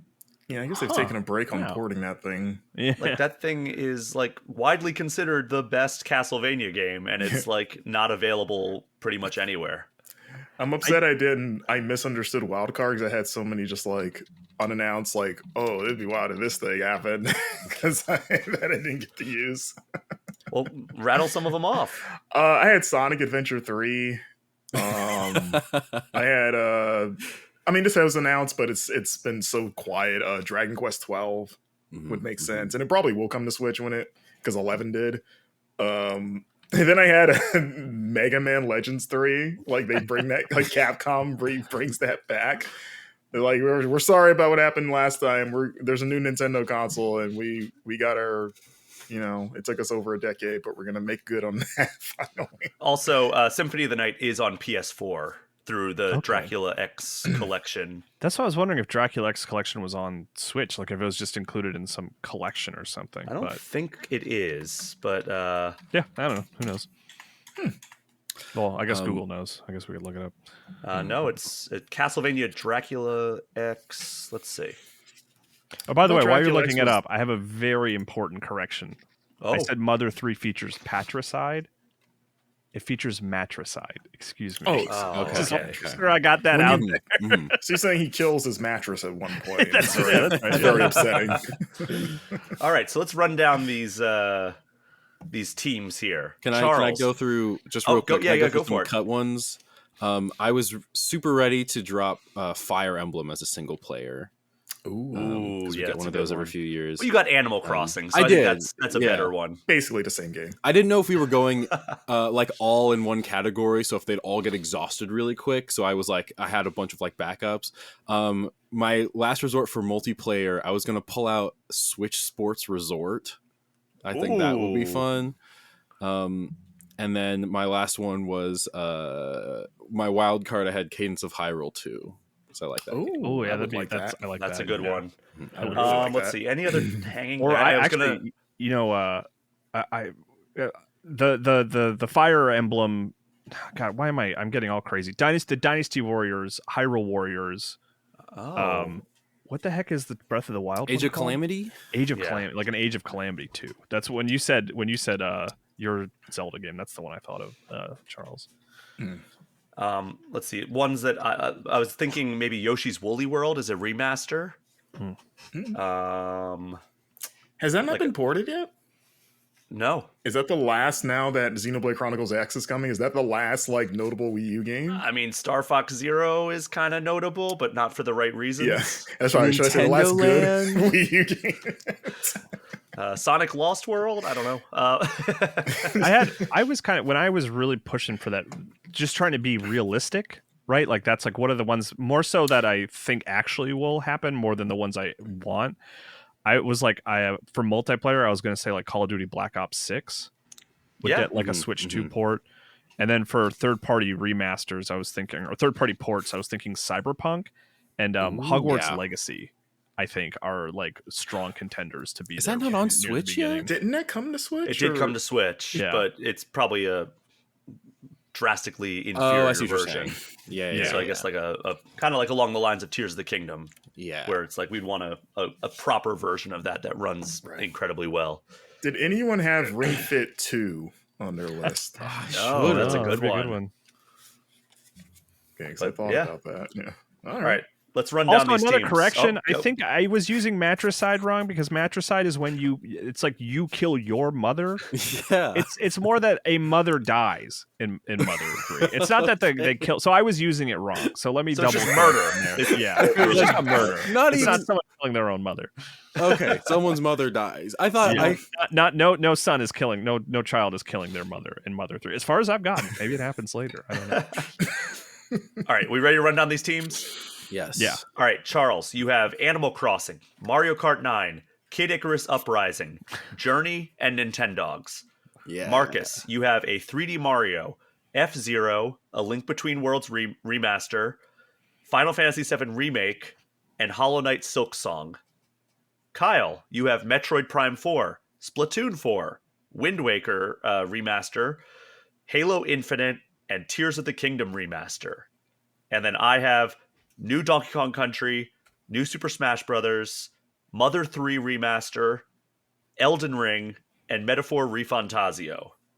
So, pretty good teams all around, I would say. Yeah. I don't think there was anything that like was thrown out there that was like, wait, you're crazy for that one. Like there was nothing that like felt like that was a waste of a pick. I think we went about this the right way, guys. Yeah. I feel like the only Congratulations to all of one us. would have been a new 3D Zelda. I think that would have maybe been the one, the next in the line after Tears of the Kingdom. I think maybe that's the one that we would have been like, all right, slow down. Yeah, yeah. That was the example that I gave. That's why I was like, I didn't want Yeah. somebody to come in and be like, oh, the finale of this trilogy of Breath of the Wild, Tears of the Kingdom. It's coming out in the first year. That would be too much. Yeah. But let's get all the plugs in before we say goodbye to all of you. Marcus, where can people find you? You can find me on Twitter for some reason, Marcus Stewart 7. And I got a Twitch channel. I stream pretty often there. It's Marcus Streams Games on Twitch. And yeah, those are the places you can find me. I'm like remembering as I'm speaking. All right, Kyle, go ahead. Blue Sky actually has been blowing up lately. Like, so I have found I'm enjoying Blue Sky quite a lot. Kyle M. Hilliard on there. So Blue Sky, and then MinMax, still doing a ton of MinMax stuff. I'm there all the time, and I'm working part-time doing PR stuff for Undermine too. So I look, if the wish list numbers go up on that, I can say I did that, and then they like me more. So go wishlist Undermine too if you're excited for that game. I like Undermine a lot. And Charles, what about you? I'm on social media at ChuckDuck365. You can also find me on MinMax. I got some cool stuff, videos coming out next week. Also, I've been writing, along with Marcus, writing some stuff for the Indie Informer. Yes, I didn't friend of mention the that. show. I just published something. So I should plug that. Yeah, always check out the Indie Informer. Great website run by another former Game Informer editor, Jill Grote, who has been on this show multiple times. So I'm going to take one final break for this episode, and when I get back, I'll be joined by yet another guest as we chat about the new Pokemon trading card game Pocket and Nintendo Music apps. We will be right back.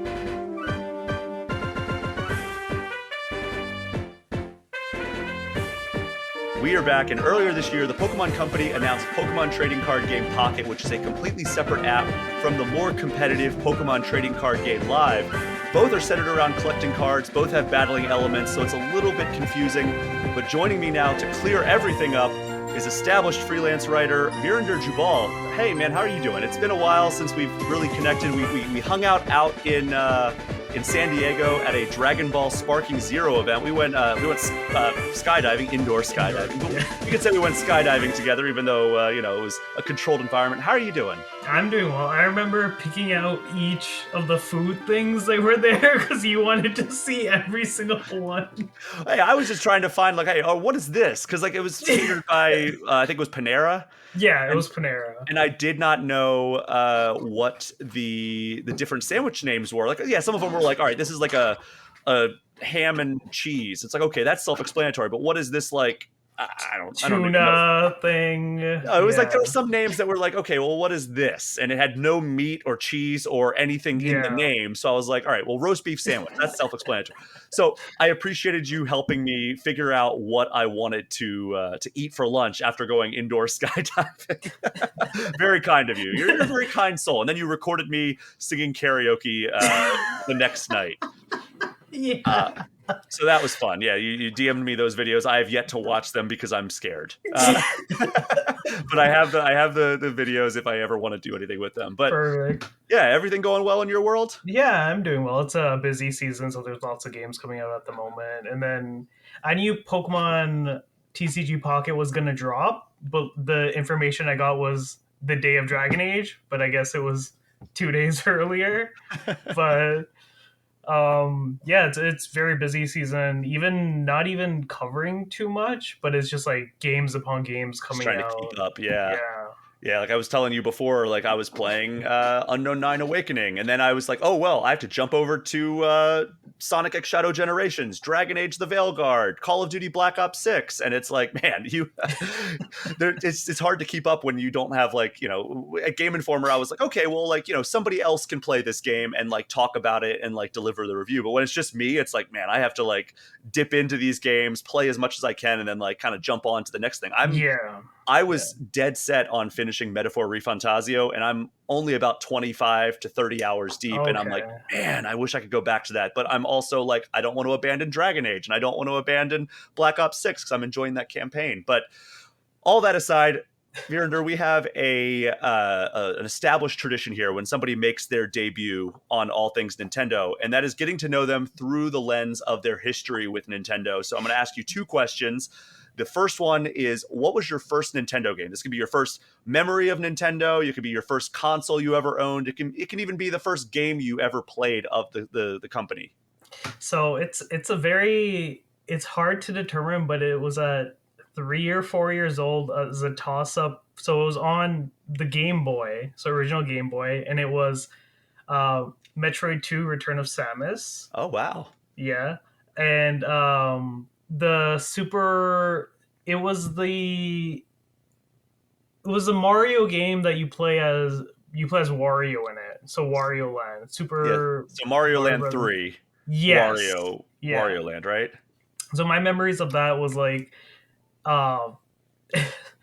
so I feel like, I guess I was always like, those games are very difficult, and like playing that at, such a young age. I remember with Return of Samus, I absolutely love so much. I haven't played Dread yet, but like the departure from Return of Samus, and like the unnerving, the very like horror escape that game had was just, I could see that at such a young age, and how like the creepiness factor was, because you are trying to kill 30 different Metroids, and some of them are very hectic, and they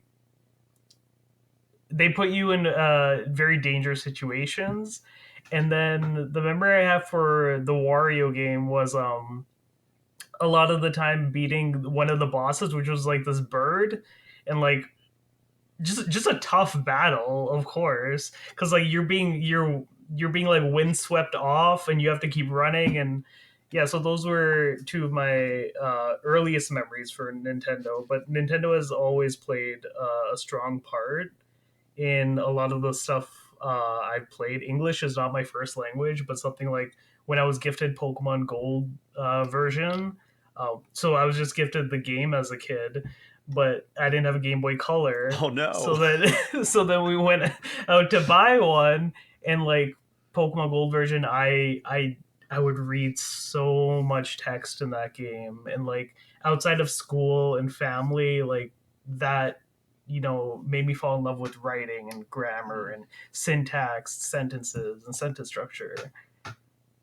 That's awesome. So three memories. Hey, I mean, this is your answer. This is the more flexible of them, right? This is like, you can interpret this question however you want. I've had some people just say like, "Oh yeah, Nintendo 64," and I've had other people like tell me this very specific memory, and then like, other people just are like, "Oh yeah, the first game I ever played was this." Like, I had Reggie Fils-Aimé on this show one time, and he was just like, "Yeah, I played A Link to the Past. That was my first Nintendo game." And I'm like, "Cool." So like, some people interpret it however they want. Some are very rigid with it. Other ones are more flexible. Now, to answer me this: did you ever play the 3DS remake of Metroid 2? No, I didn't. I heard. Wow. No, I didn't have a 3DS. They are very expensive here. I mean, games are like $100 here. Yeah, 'cause you're up in Canada. Yeah, Good old Toronto, right? Yeah, Toronto area. Like when Tears of the Kingdom came out, I covered it for IGN for work because I did the map. But the cost for that was $110 Canadian. Yeah. What is that in the US? Like, what is the conversion rate there? So I guess 80 USD was. Oh man, so because Tears of the Kingdom was the first like $70 game for Americans from Nintendo, and so that had to have been extra painful. Yeah, whenever there's discourse about like pricing and how they're gonna increase it, I'm like, it doesn't matter. It's like, you don't know true pain until you come to Canada. When at the start of the pandemic, everybody was on Animal Crossing, and my choice was get a new Switch Pro controller for more than $100 or get Animal Crossing. Oh no. So I got a Switch Pro controller, and then yeah. Well, those are all good starting points though. Like Pokemon Gold and Silver are probably among they might be the best Pokemon games ever. Absolutely. Yeah. I mean, it's cheating to say Heart Gold and Soul Silver, because like those are probably my favorite Pokemon games of all time. Yeah. Like I'll always have a soft spot for Gen 1 because that's where I got my start with Pokemon and like RPGs in general. But like objectively speaking, if I look at like the wider landscape of like the way a game is executed and like what it does, I think like Gen 2 games are probably the best. Like Oh, the absolutely. Gold, Yeah. Silver, Heart Gold, Soul Silver, like yeah, phenomenal. So you got a good starting point there, and then Yeah. obviously there's a lot of love for Metroid 2 and Wario Land. But that brings us to the second part of this question, which what is your favorite Nintendo game of all time? First party? It could be That's- anything. Again, you can interpret this a little bit, Yeah. a little bit how you want, but like, yeah, just whatever. Like when somebody's like, "Oh, what's your favorite Nintendo game?" What is your first reflex? That's so. Okay, so I didn't finish it, but the I have like two, I guess maybe. No, I can stick with one. So Okami for the Nintendo Wii, I think is Mm. absolutely phenomenal. I think it's a much better upgrade from the PS2 version, from any of the other versions. People always like back then. I know like people would talk about how they would put like motion controls on like anything, but with that it was more like you'd have to rhythmically do it on some of the weapons that you use. The main weapon I know Amaterasu uses, you have to do more rhythmically, and the other ones are more you can just shake it.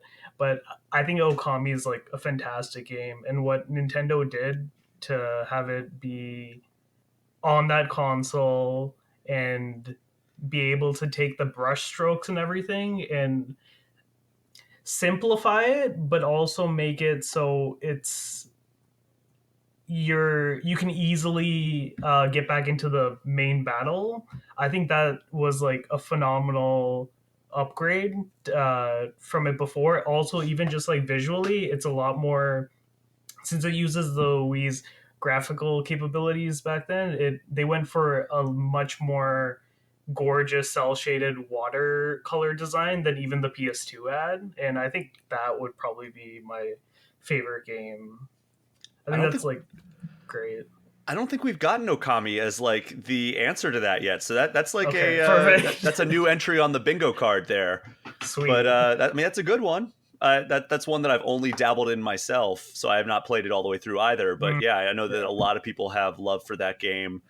But if you had to give first party, actually, wait, you said you had two, so at least spill the beans on what the second one was. So I've always loved horror games since I was very young. Resident Evil 3 on PS2, that opening scene is like so great and awesome. But I didn't properly delve into a lot more that I seeked out, that I didn't just have like given to me or borrowed, was when I went to get my first Wii game that I bought was Resident Evil 4 Wii Edition.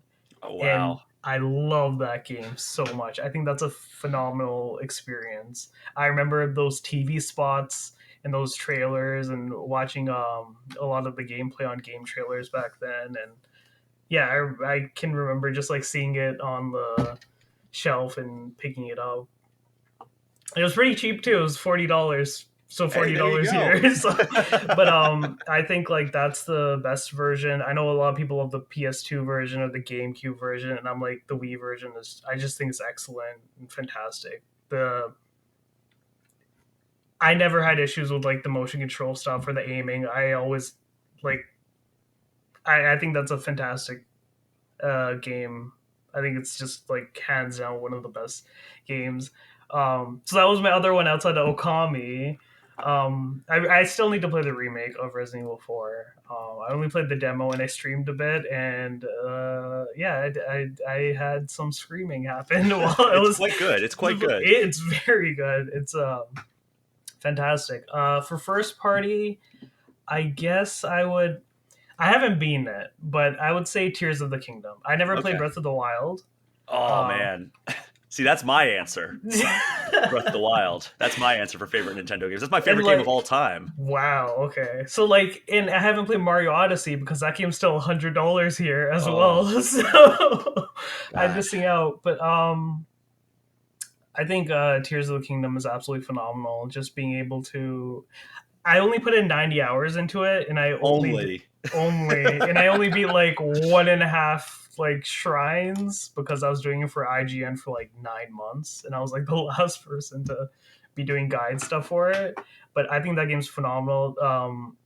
Even the way it was like, it wasn't even marketed that hard for Nintendo. Like, it was marketed pretty hard for Nintendo, but like the way it won people over, even people who've never played the series, was all those videos online of people making like huge mechs and like beating just the immersive sim gameplay of like really having your own experience on just every single encounter. And I've never felt so like, I remember doing the Sky Islands and like, having the big golem attack, and like I'm like, wait, can I do this? And then like, jumping on it and like going on it and slashing. I was like, I'm still like blown away just thinking about it. So like, I think that would be like my first party favorite Nintendo game.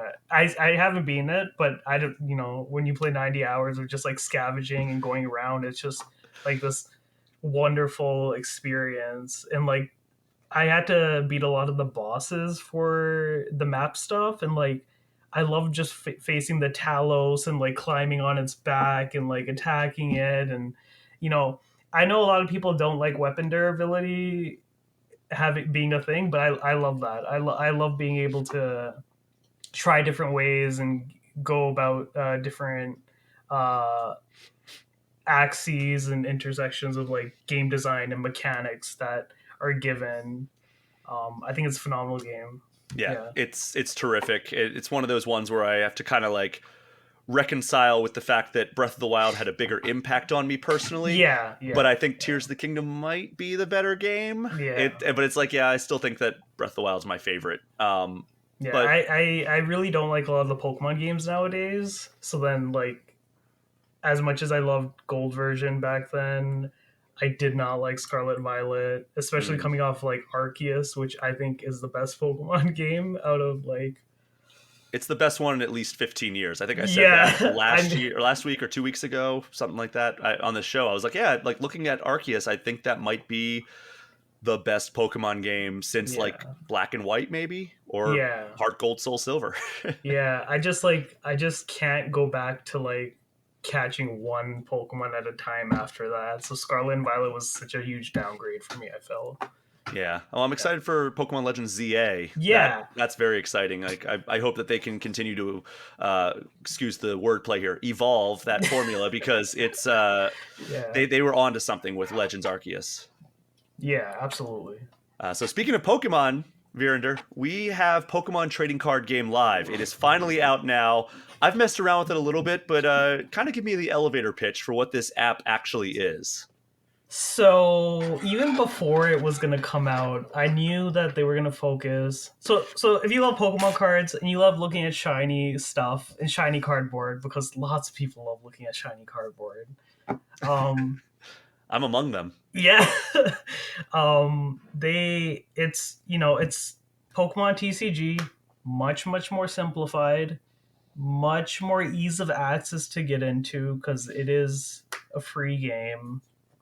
But they are trying to depart from the Pokemon TCG Live, which uses a proper format. If people have played that with the 60 card deck, 5 bench Pokemon, 6 prize cards, that sort of thing. But it's much more simplified. So now, a 20 card deck, 3 bench Pokemon, very minimal ways. And I have some glaring issues with it. I've played way too much.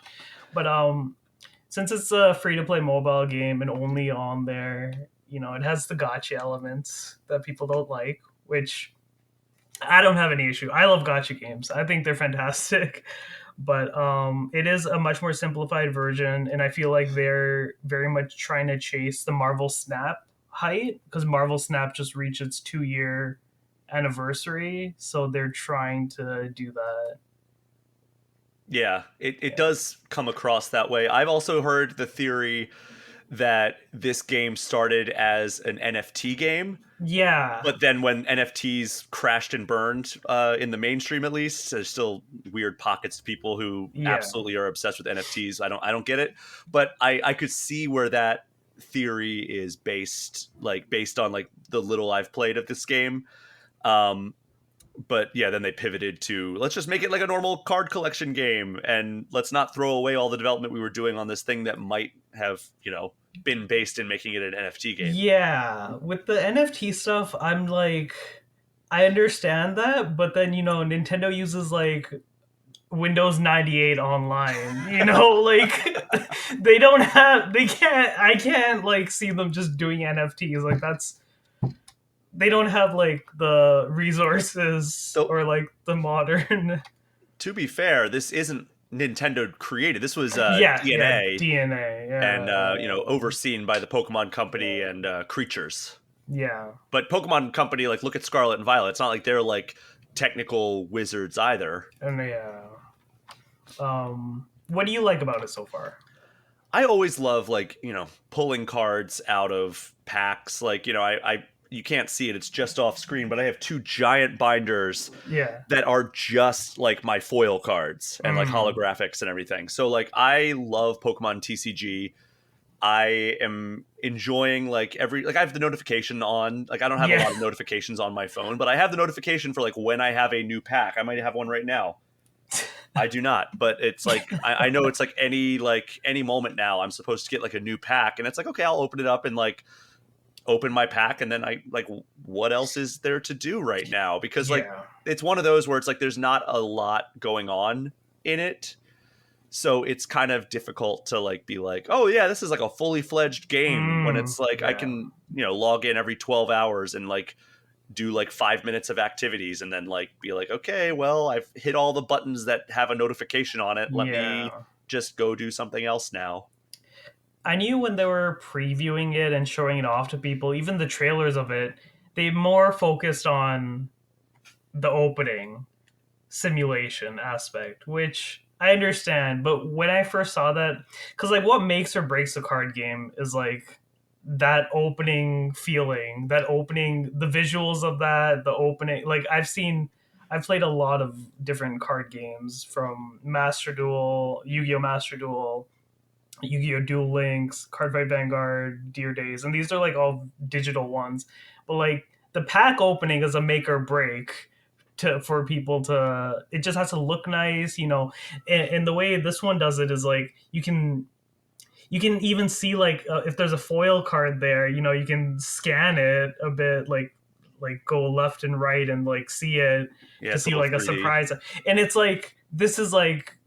This is gonna make like $1 billion, and like after the 2-week trial thing is gone, and people are gonna pay that monthly, it's gonna make easy money. But as a card game, it's just it has the roots to be like really strong, and it still has a lot of strategy for the top decks at the moment. But playing online, you win and you get 15 experience, and that's it. Oh. Yeah, you lose, you don't get anything. I hate that because like so there's another mobile game that I play, Marvel Strike Force. Yeah.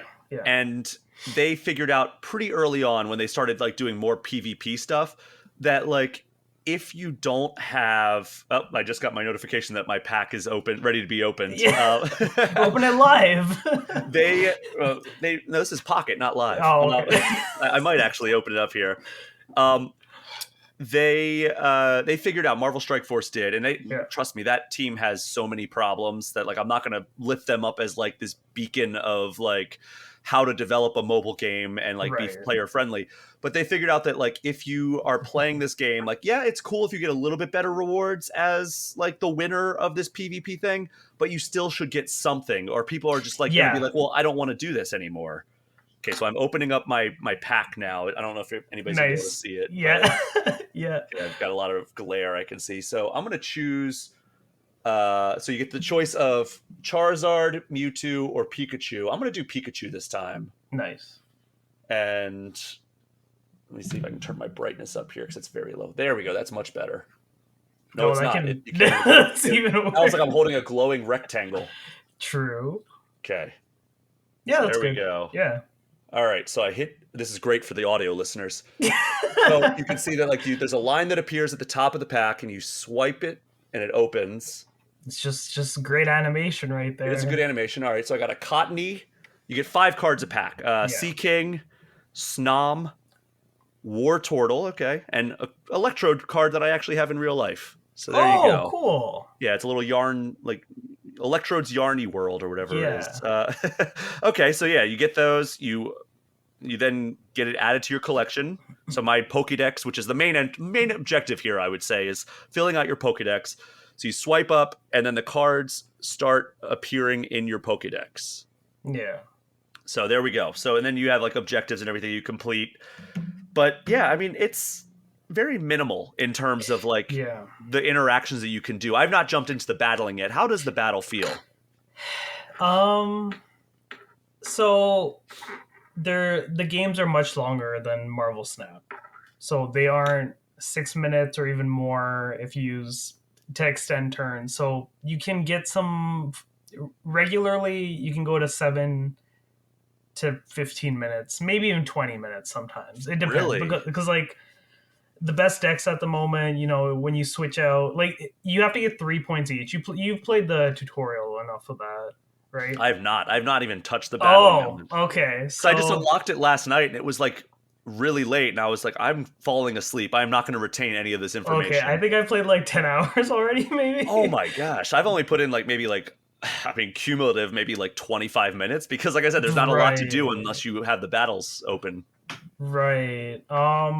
You can use like some of the items to make it so you put down the time so you can open more packs. So like when you have 120 of those purple time things, you can open 10 packs in a row, Hmm. and you can do that a few times until like the well dries up completely, and then Oh really? it becomes the once every 12 hours. Or if you buy the pass, you get an extra pack opening each day, which is free for the first 2 weeks. But the battling stuff is so there's a lot of big differences between as a card game. It needs a lot of improvements. I feel it's simplified in a good way, but then there's aspects like one of the best decks at the moment is Articuno EX. So all you do is you put 2 Articuno, and then 18 of the other cards are trainer cards and support cards. But the way the game works is that you're always gonna draw a basic Pokemon, so you'll always have that Articuno to draw. So like in real TCG or even like TCG Live, when you don't get a basic one, you have to mulligan again, and then your opponent gets to draw an extra. But for this, you're always going to get a basic Pokemon. So then you could just like, put the best of the best, and you'll always just draw that. So that there's an issue there, I would say. Also, there's no decking out. So if you do deck out, you don't lose the game. It just keeps going, which Oh. is like, yeah, which is kind of like when you're versing like somebody who's using one of the best decks, like a Mewtwo deck where they have to draw a lot and that sort of thing. And then when it says, "Oh, opponent can't draw any more cards," rather than losing like almost every other card game, it keeps going. Huh. Of course, yeah, Yeah. Huh. That's interesting. yeah, I'll have to like get my hands on the battling to really wrap my head around it. But there's another way that you can get cards outside of just like outright buying them or like getting packs or whatever. That's Wonder Picks. So yes, yeah, this is yeah, like yeah. 5 stamina bars basically Yeah. that you can use, and like you just I guess it's like you choose. I don't know if they're your friends or they're randos that like show up in this like special section, and it displays 5 cards that they own. And then it's like, yeah, you choose, you want to pull from this pool of cards. Like, all right, that Yeah. person has the Charizard card that I really want. And then you click into that, and like all the cards go face down and get mixed up. So you don't know which one you're doing, but you have a 1 in 5 shot of Yeah. getting that card that you wanted. Yeah, Have you had any good luck with this? Because I have not. Not at all. Even when I'm trying to get like a common I want, it just doesn't. It's too up in the air. I think the highest is like 3 wonder points. Oh, okay. But that's like from a pack where you have like an EX and like another thing. So it mixes it. So it does random players and it also does friends you have. but that takes so much time to recharge. I think like to get 5 points, I think it takes like more than like 4 days or something. So like when you do your first one, oh yeah, you can do like a do one of the top three. Use 3 of the wonder points to get something like try to get an EX Pokemon, but then you're kind of just waiting for it to recharge to 1 to try to just get like a common, and it's it's okay, you know, like it.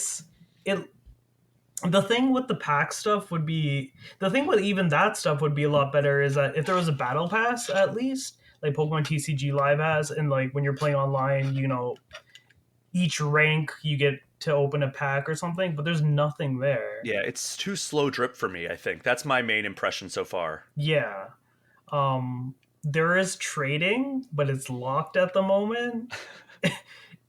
It like there's a lock on it and it's like coming soon. And then I'm thinking like why would you like what's the point? You know?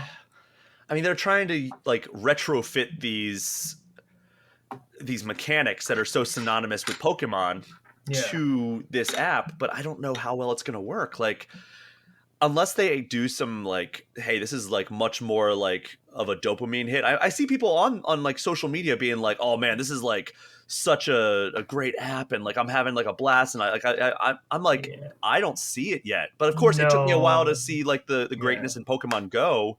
I remember tweeting out like, yeah, Pokemon Go, I'm glad it exists, but it's not for me. And then like within like 48 hours, I was like obsessively like walking everywhere trying to catch everything. So I don't know, maybe it'll hit me eventually, but like right now I just don't feel like this is like something that's going to stick around or like be for me.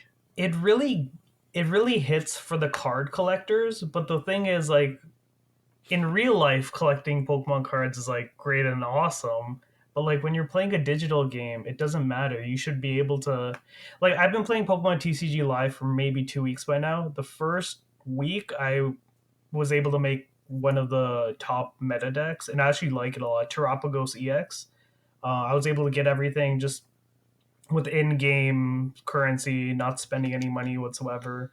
But then for this, it's just like, yeah, the binder's cool to look at. The cards are cool to look at. And like, you can have Marvel Snap does that, and then it also has gameplay that is like reward worthy. I just wish like when you won, like sometimes I'm just playing and like winning, and like yeah, some of these are like really great fights, but then there's no other impetus for that.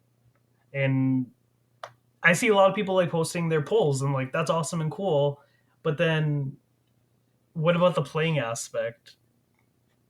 Yeah, I mean, I've always been on the collection side instead of playing in real life. So I thought this app would be for me, but like it's not enough. I feel like every 12 hours to get a single pack just doesn't do it for me. I'm just like, oh, okay, cool. I have a pack. Let's see if anything comes out of it. I've gotten like one good pull. I have not gotten like anything else. Like I've gotten somewhere I'm like, oh, that's a cool looking card, but it's not like anything special. I got I forget what it was. Was it a Charizard card? And I have to open this app back up. So I look over at my decks, and no, it wasn't a Charizard. It was a Charmander. The alt art, Yeah, I got a really cool Charmander, and I was happy about that. And like, but then once that feeling passed, I was like, okay, I'm empty again. Like, empty inside and empty in the packs that I can open. Also, like, it's you have to like really get good pull rates, because even there's rental decks, but you can only rent them a certain time. So it's like if you want to play that Charizard deck that you don't have all the pieces to, you can play it until the rental of that stops, and then then you're screwed over. I have a really viable deck at the moment with Dragonite because I just got lucky with pulls. That's my boy. That's my favorite Pokemon. Yo, I got 4 of those Altarts, and and I'm like, I hate that. Like, why can't I have 4 of those Altarts, and I'm like, I'd rather just I don't care about that, and like I don't care about rarity and stuff. Like I go to Yu-Gi-Oh tournaments and whatever. Like if the card is like a $1 card, but then I pull a rarity of it that costs like $70, I just sell it because I don't like it's the same exact card, but it's like whatever. But I understand with Pokemon, the alt art is great, but like the alt art on mobile, like that shouldn't like who cares? Hey, there will be people who do care. So once the trading opens up, you're going to be, Mr. Moneybags. But and like when you in other card games when you pull Hearthstone does a really good thing. Hearthstone does pity timers where like if you open like 40, maybe they changed it lower now. When you open 40 packs and you don't get a legendary, it's like the next one will be a legendary for sure. Or like the first 5 to 10 packs will be a legendary card. And like the trading is not open and I'm like I have an extra, like, I don't need more than one alt-art Bulbasaur. Like, I'll give that to somebody. Dragonite, every deck can only use 2 cards of the same one. So I don't need more than 2 of them. And, like, the flare stuff is cool, which I don't know if you've done it yet, but you grind up your duplicates to flare, to, like... I've seen it like explained, but I don't have enough duplicates to do anything with it. Yeah, so I did that for, like, Weedle. And like for Weedle, it adds more shimmers, but then like there's another thing. Then you have to use like 3 or 4 more, and then it adds like the grass tokens on it, and then there's like there's different like flare layers to each one, and it's kind of like Marvel Snap in that way, I guess. So you can just like level up cards. Yeah, that's true. It is like that, but the thing is like upgrading them is just a visual aspect, so there's no like, oh, you're not gonna be able to open more packs or whatever like that. But when you do open packs, you do get points. I don't know if you've used any at the moment, but you can use those points to get singular cards in the card glossary, card list. Okay. Yeah, I have seen that as an option. I don't think I have enough points for anything good. Yeah, so like I like saving. Yeah. I like that in and of itself because it's like, oh, you want to get there's specific cards you're just not pulling. Yeah, you can get them. The common ones are like 35, which is pretty easy. The EX Pokemon are like 500, but then there's like special art of those EX Pokemon. Like Mewtwo has like one where it's like coming out of a cage, and that's feeling like just fine. Yeah, it has a lot of work to do. Like it's a lot. Just introduce a battle pass where you have some tiers or something where players get compensation outside of 15 experience. Trading. Why even have that in it and lock it? I wonder if they anticipated people being like, really, this is it? When this game comes out, they're like, oh, but let's put something that they know that like we're still putting content in this game. Yeah. I mean, maybe that's what that's for. Have you pulled any of the immersive cards? What are those? Those are the ones where like you get the art and then it expands and like you can like explore the environment a little bit. Like maybe I think the Pikachu one is like that. Let me check. That's what I'm most excited for is the immersive cards. Yeah, I think those are very cool because that does something like physical card games can't do. But outside of that, when I see like the alt art, it's just like not a big get. I've done the thing where I got like that Charmander. I'm like, oh, is this an immersive card? And I was like trying to like pinch the screen or like double tap it or something, and nothing was working. Let me see. But how do you feel about the monetization? I haven't even looked at that, which is wild because like I always look at that stuff. But I think the best. It's very. That can make or break a lot of free-to-play games, especially free-to-play card games. Yu-Gi-Oh! Master Duel has been going on for maybe 3 years now, and they're so generous with the in-game currency that they let you continually make the top decks in that game. Pokemon TCG Live continually let you make the top decks. This one, not so much because you're just hoping you get the pull right, but like it's also a bit confusing because like there's 3 packs but there's different stuff in each of them. So if you want to go for the top decks, You want to go for, so the best decks are Articuno, and then Starmie, Articuno, and then Mewtwo, and then a Pikachu one.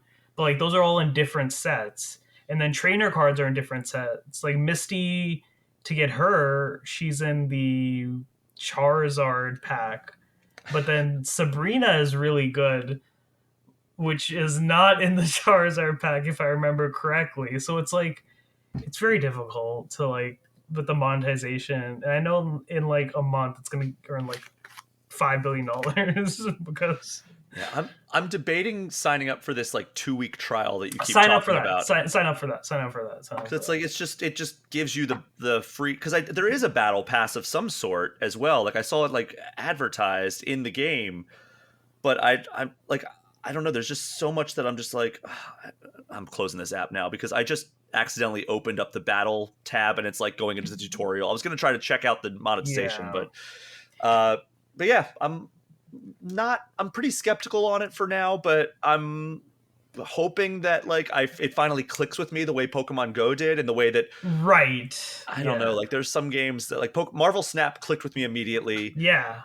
Pokemon TCG Live clicked with me for as long as, you know, I stuck with that game, which was only like a month. And you know, I think that if it can click with me the way Pokemon Go did, which I don't know if it has the capability to, but if it can like give me that like excitement of like filling out my Pokedex and, you know, making it so that like it does feel rewarding and not like, okay, well, I got my 5-card pack that I get every 12 hours, which is just not, that's not enough of an incentive for me to keep this app on. I would say do the 2-week thing, because then you'll get an extra pack every day. So you'll open 3 packs a day, and then the purple time hourglass, you can use that to open 10 packs in a row. See, that is like the amount that I need to like to get started. Like they should have like gifted everybody like, you know, like 10 packs or something like that to really like without the currency, to jumpstart your collection, right? Like that was the like Marvel Strike Force. You start that up and you're like, okay, you don't have any heroes. Here's like some minions to help you out or whatever. And it's like, oh, also you get Spider-Man. And it's like, okay, that's cool. And then like now if new players join, they give you like, hey, if you're a new player, use this code and you'll get like Venom or whatever, like the character that is like, you know, big in the mainstream at the moment.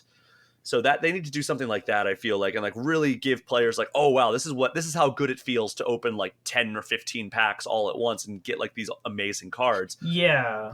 Maybe there aren't enough like amazing cards in the game right now to like justify giving away that many. Maybe that's the problem. I guess not counting the alt art, there's maybe like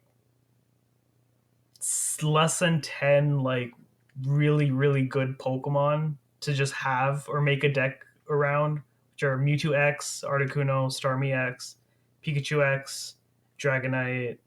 And then the starters do have EX versions of each of them, like Charizard, but those are lower than the ones I mentioned before. Like Mewtwo's really good. But it's also like, even if you do pull those, and I see people pulling those and winning games, but then when you're winning, it's like, oh, you just get 15 experience, the profile thing. It's like just not rewarding enough. It's not. I think they should give you like a pack if you win or something, or like points towards a pack or whatever. Yeah. Maybe not a pack every time you win, because then people would be just like tearing through the collection that they have in the game. But yeah. As of now, I'm not quite feeling it, but hopefully that'll change, because I would love it to. Like, it's one of those things where it's like I am like predisposed to like this game. Let me like this game. Yeah, I understand why people are like happy and glad about it, but I also think they've played much less than I have, and like the glaring flaws just they show very quickly. After you get those, like, I have more than 250 opened or something. Wow. Around 100 unique, but 250 opened cards open. It dries up really quickly after you get those hourglasses and you start finishing up the solo stuff, which gives you some rewards. It halts very hard, and then, you know, the incentive is then, buy Pokegold, which is real money. uh, it's also frustrating because like for you, you love collecting, but then like the trading feature is not there. So then it's like, when is that coming? Yeah. Well, right now, if you want to check it out, it is free to play, so there's no Yeah. cost of entry for that. If you just want to like see what it's all about, it's available now on mobile devices. There are monetized elements to it, but yeah, if you want to check it out, just search Pokemon TCG Pocket. I know that we've talked a little bit about this to me on social media. I expressed disappointment that you can't scan the real QR codes that come in the TCG packs, because let me tell you, I have a drawer right here full of probably 1,000 of those QR codes, Holy shit. and I was like, man, it would be so nice to have that, because like TCG Live allows you to do that. Yeah. But the process is so tedious that I'm just like, screw this. Like, I'm not doing that. Like, this is terrible. This whole process of going through scanning these. Yeah, and then this is a completely different game, so they don't want that to translate over in any sense because these are their own sets. Like this is its own set that they made, which I like that idea where everybody can start the same, but then with the monetization being so bad, and I'm about to the point where I'm just going to be able to just open a few packs per day just because time runs out. I want everyone to try it. If they like Pokemon, try it for sure. See how it is for maybe a week. It's only been out for 2 days, so Yeah. play it for a few days. If you stick with it, if battling's more your thing, then that might be problematic.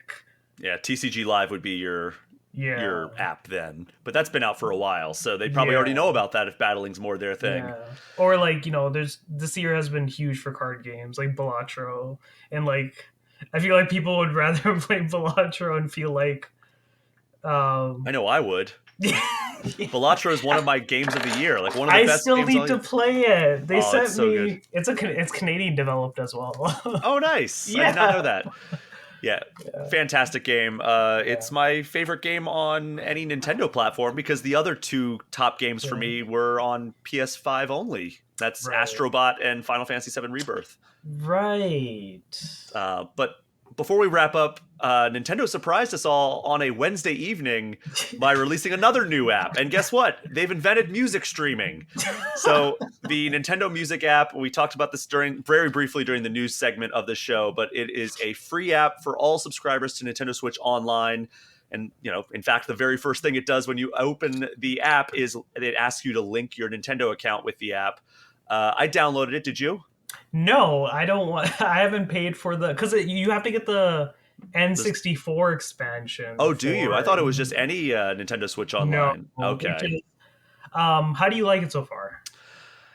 So as of now, it only has a relatively small number of games in the catalog. The most recent being a 2023 game. So here's the order of release of games, right? So this will inform like where they're at with like this collection.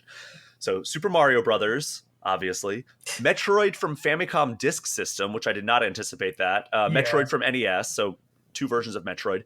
Dr. Mario, Kirby's Dream Land, Donkey Kong Country, Super Mario World 2, Yoshi's Island, Star Fox 64, The Legend of Zelda: Ocarina of Time, Fire Emblem: The Blazing Blade, Metroid Prime, Nintendogs, Wii Channels, Super Mario Galaxy, the Tomodachi Collection, The Legend of Zelda: Breath of the Wild, Mario Kart 8 Deluxe, Super Mario Odyssey, Kirby Star Allies, Animal Crossing New Horizons, Pokemon Scarlet and Violet, Splatoon 3, and Pikmin 4.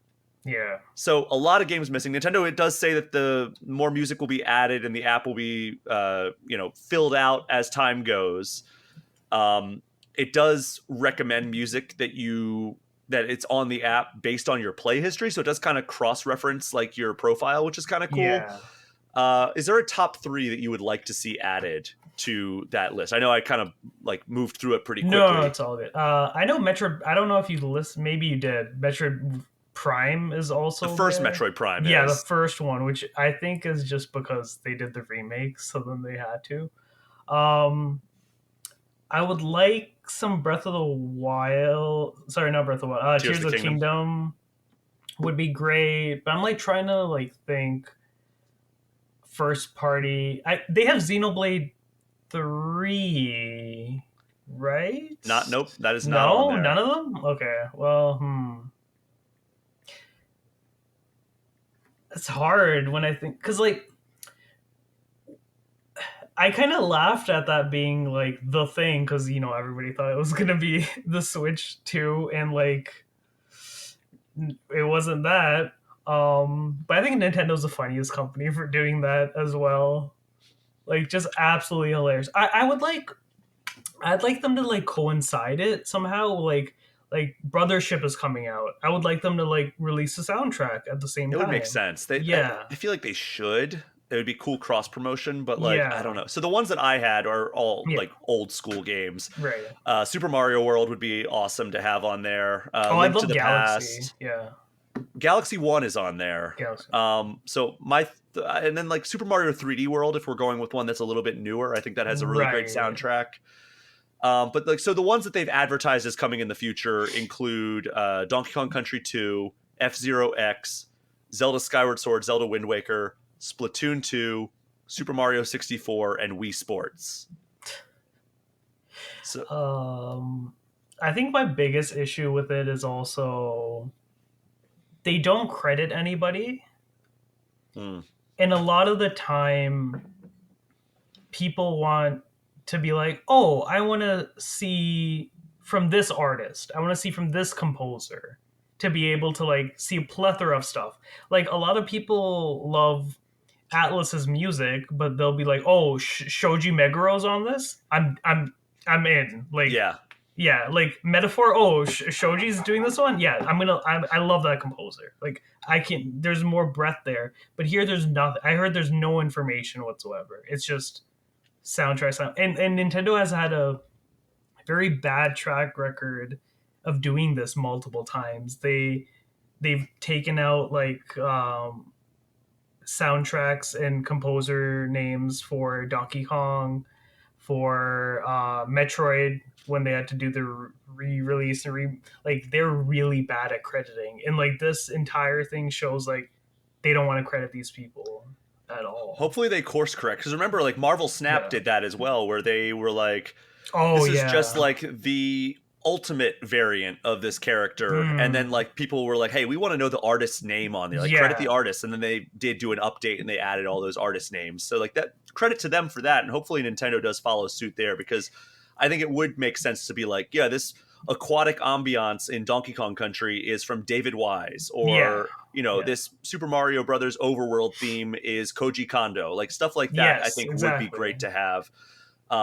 So you can favorite songs, and that gets added to like a special playlist on your profile. You can create your own playlists. There are Nintendo created playlists, like, hey, these are like, upbeat Mario songs, or like these are like kind of chill songs. You can download songs if you want to listen to them at any time. They know that like people are probably going to use this for ambiance, so they gave options to play the track as is, in a 15-minute loop, a 30-minute loop, or a full hour loop. I love that. I love that. That's a cool feature. Yeah. This is an interesting thing. Marcus brought this up in our first segment this episode. There's an option to filter out soundtracks and songs that might have spoilers for games that you haven't played. Yeah, I thought that was very cool. That's a cool idea. But I said this earlier, but like I don't have a problem with this app per se, right? Like having it be a standalone app is a little frustrating. Having like the sound quality so far sounds pretty good. I haven't listened to it with like my good headphones or anything, but like just playing it on my phone speaker, it sounds fine. Having the ability to make playlists is great, but it's like, man, I wish that I could just have this in like my Apple Music app instead of having to have a separate app for it. Yeah. It's unfortunate, because I know over the past two years they've taken off a lot of music on YouTube and done cease and desist, and like if the NES collection and the N64 stuff is so slow drip, then the soundtrack stuff is gonna have to be that slow as well. Like every month we might get 2 games on the N64, and it's like this is gonna take forever. And I think it's a great endeavor for Nintendo to do and make the soundtrack stuff the lifelong like support for it. But then, when we've seen the games they try to bring, and it takes years upon years to just get to even the most iconic or critically acclaimed games. It just takes so long. Yeah. Yeah. That's been a problem, and that's why I'm hoping that when Switch 2 comes out, they don't make these catalogs start over from scratch, because it's like, oh, are we really going to get excited because Super Mario World was added to our libraries again? It's like, man, I really hope we don't go back to square one with these catalogs. I hope that what they do, if anything, is give us new platforms. But this, I don't know, like this seems like a perfectly harmless app. I can always just listen to it on YouTube if I wanted to listen to it a different way, because there are a lot of these. I mean, trust me, I listen to like Nintendo music, and I've found ways to get them in my Apple Music library, so it hasn't been a problem in that regard. But yeah, it's like it's kind of a nothing app. Like, but if you want if you don't want to jump through the hoops to like that I did to get it in my Apple Music, this works just fine, and it's kind of cool to be like, oh, I want to listen to some Metroid music. Let me fire that up. I think I thought a bit more about it, but for the 3 games I would pick for soundtracks to come. Okay. Because you said yours, and I had to think. So Style Savvy, I think, would be great. Yeah. Another would be The World Ends With You. Okay. Yep. Great soundtrack. And Super Mario Galaxy 2 specifically. Yeah. So those would be my all the Mario and Zelda soundtracks are so good. I mean, shout out Koji Kondo for a lot of those. I hope they can do like theme sort of like Christmas music in Nintendo, like all that'd be cool, holiday themed. Like either Christmas, Halloween themed. Like do like hey, we're putting out the spooky playlist next Halloween or something. That'd be cool. That'd be really. I think like that'd be very, because like they are mainly a Japanese company, and like a lot of. Like back in the 90s, you could buy, like you have the Sailor Moon doing like a Christmas, Rudolph the Red-Nosed Reindeer in all Japanese. And it's like, they can do that stuff like if they want, because they have like Wake Up Superstar or whatever, the Polina song. They have Jump Up Superstar. Yeah, Jump Up Superstar. Like, I hope they add more vocal songs as well. Yeah. Like their vocal stuff is fantastic, but yeah. So it's promising. We're not getting Luigi's Mansion until next Halloween, though. Yeah, I'm so surprised. Like that one isn't. Yeah. I don't know, but that. Whatever. Nintendo Music, it is free if you are a Nintendo Switch Online. I guess it's plus expansion pack subscriber. It's not just like the regular subscription. Yeah, it looks like it's N64 if I remember. Okay. That's free for anybody who has that subscription. But yeah, go check that out if you are interested. And for those who are not $10 patrons and are wondering what's happening over on All Things Gamers, Kenneth Shepard from Kotaku joined me this week to give his review of Dragon Age: The Veilguard, while I went ahead and gave my thoughts on Call of Duty Black Ops 6. We also shared our continued enthusiasm for Sonic X Shadow Generations and Slay the Princess. I know I talked about that last week on All Things Nintendo, but he started it this time. But that wraps up this episode of All Things Nintendo. Veerender, thank you so much for joining me for this final segment. Well, thank you very much for having me on. We've known each other for actually more than a decade by now. I know. In a sense. So I'm immensely honored. Like I cannot express my gratitude for. Yeah, I'm glad we were finally able to make this happen. You will definitely be back for a full episode sometime in the future.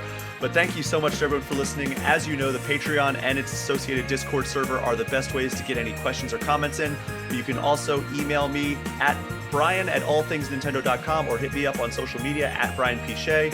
Coincidentally, that handle is also my YouTube name, so if you would subscribe to that channel, it would mean a lot.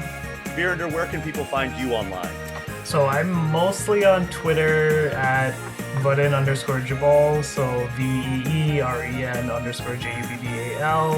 I'm on Blue Sky as well. I'm an easy find, so if you just type in my name anywhere on Google or wherever, I use Blue Sky actively as well. So if people are not on Twitter anymore due to very valid, good reasons, Blue Sky is there as well, and I write a lot for different websites all around, so yeah. That is our show for this week. Thank you again for listening. Take care. We'll see you next time.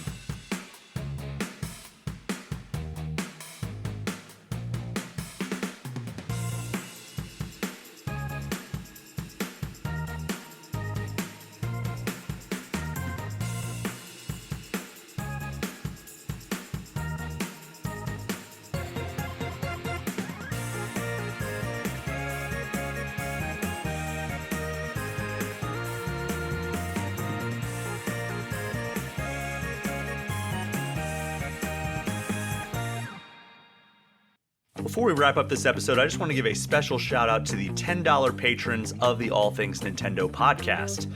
Aaron Smith, Abdullah, Adam Scott, Elena R., Alex Stadnick, Andy Junkins, Ben Richland, Brooke Obscura, Chain Whippin, Chaps My Ass, Chris Callie, Colton Bredlow, Dan Norman, Derek Sigmund, Dusty Beeman, Ian T. Clark, Jackal, Jacob Naheen, Jason Thompson, Jawar Hello, Jill Grote, Johnny Five, Jordan Sloat, Jose Villalobos, Joseph Jury, Joshua Duproy, Justin Childress, Cody Gibson, Creeper207, Lightpole, Marshall Thompson, Megan S., Michael Anderson, Nintendo 101, Pat Roberts, Paul at Drunk on Mako, Pratable, Rob McCann, Bobby Mac 265, Roger Reichart, Russell Sayer, Scott Matthews, Sir Phobos, Smithy Poo, Tux DC, Wham Bam Sam the Gaming Man,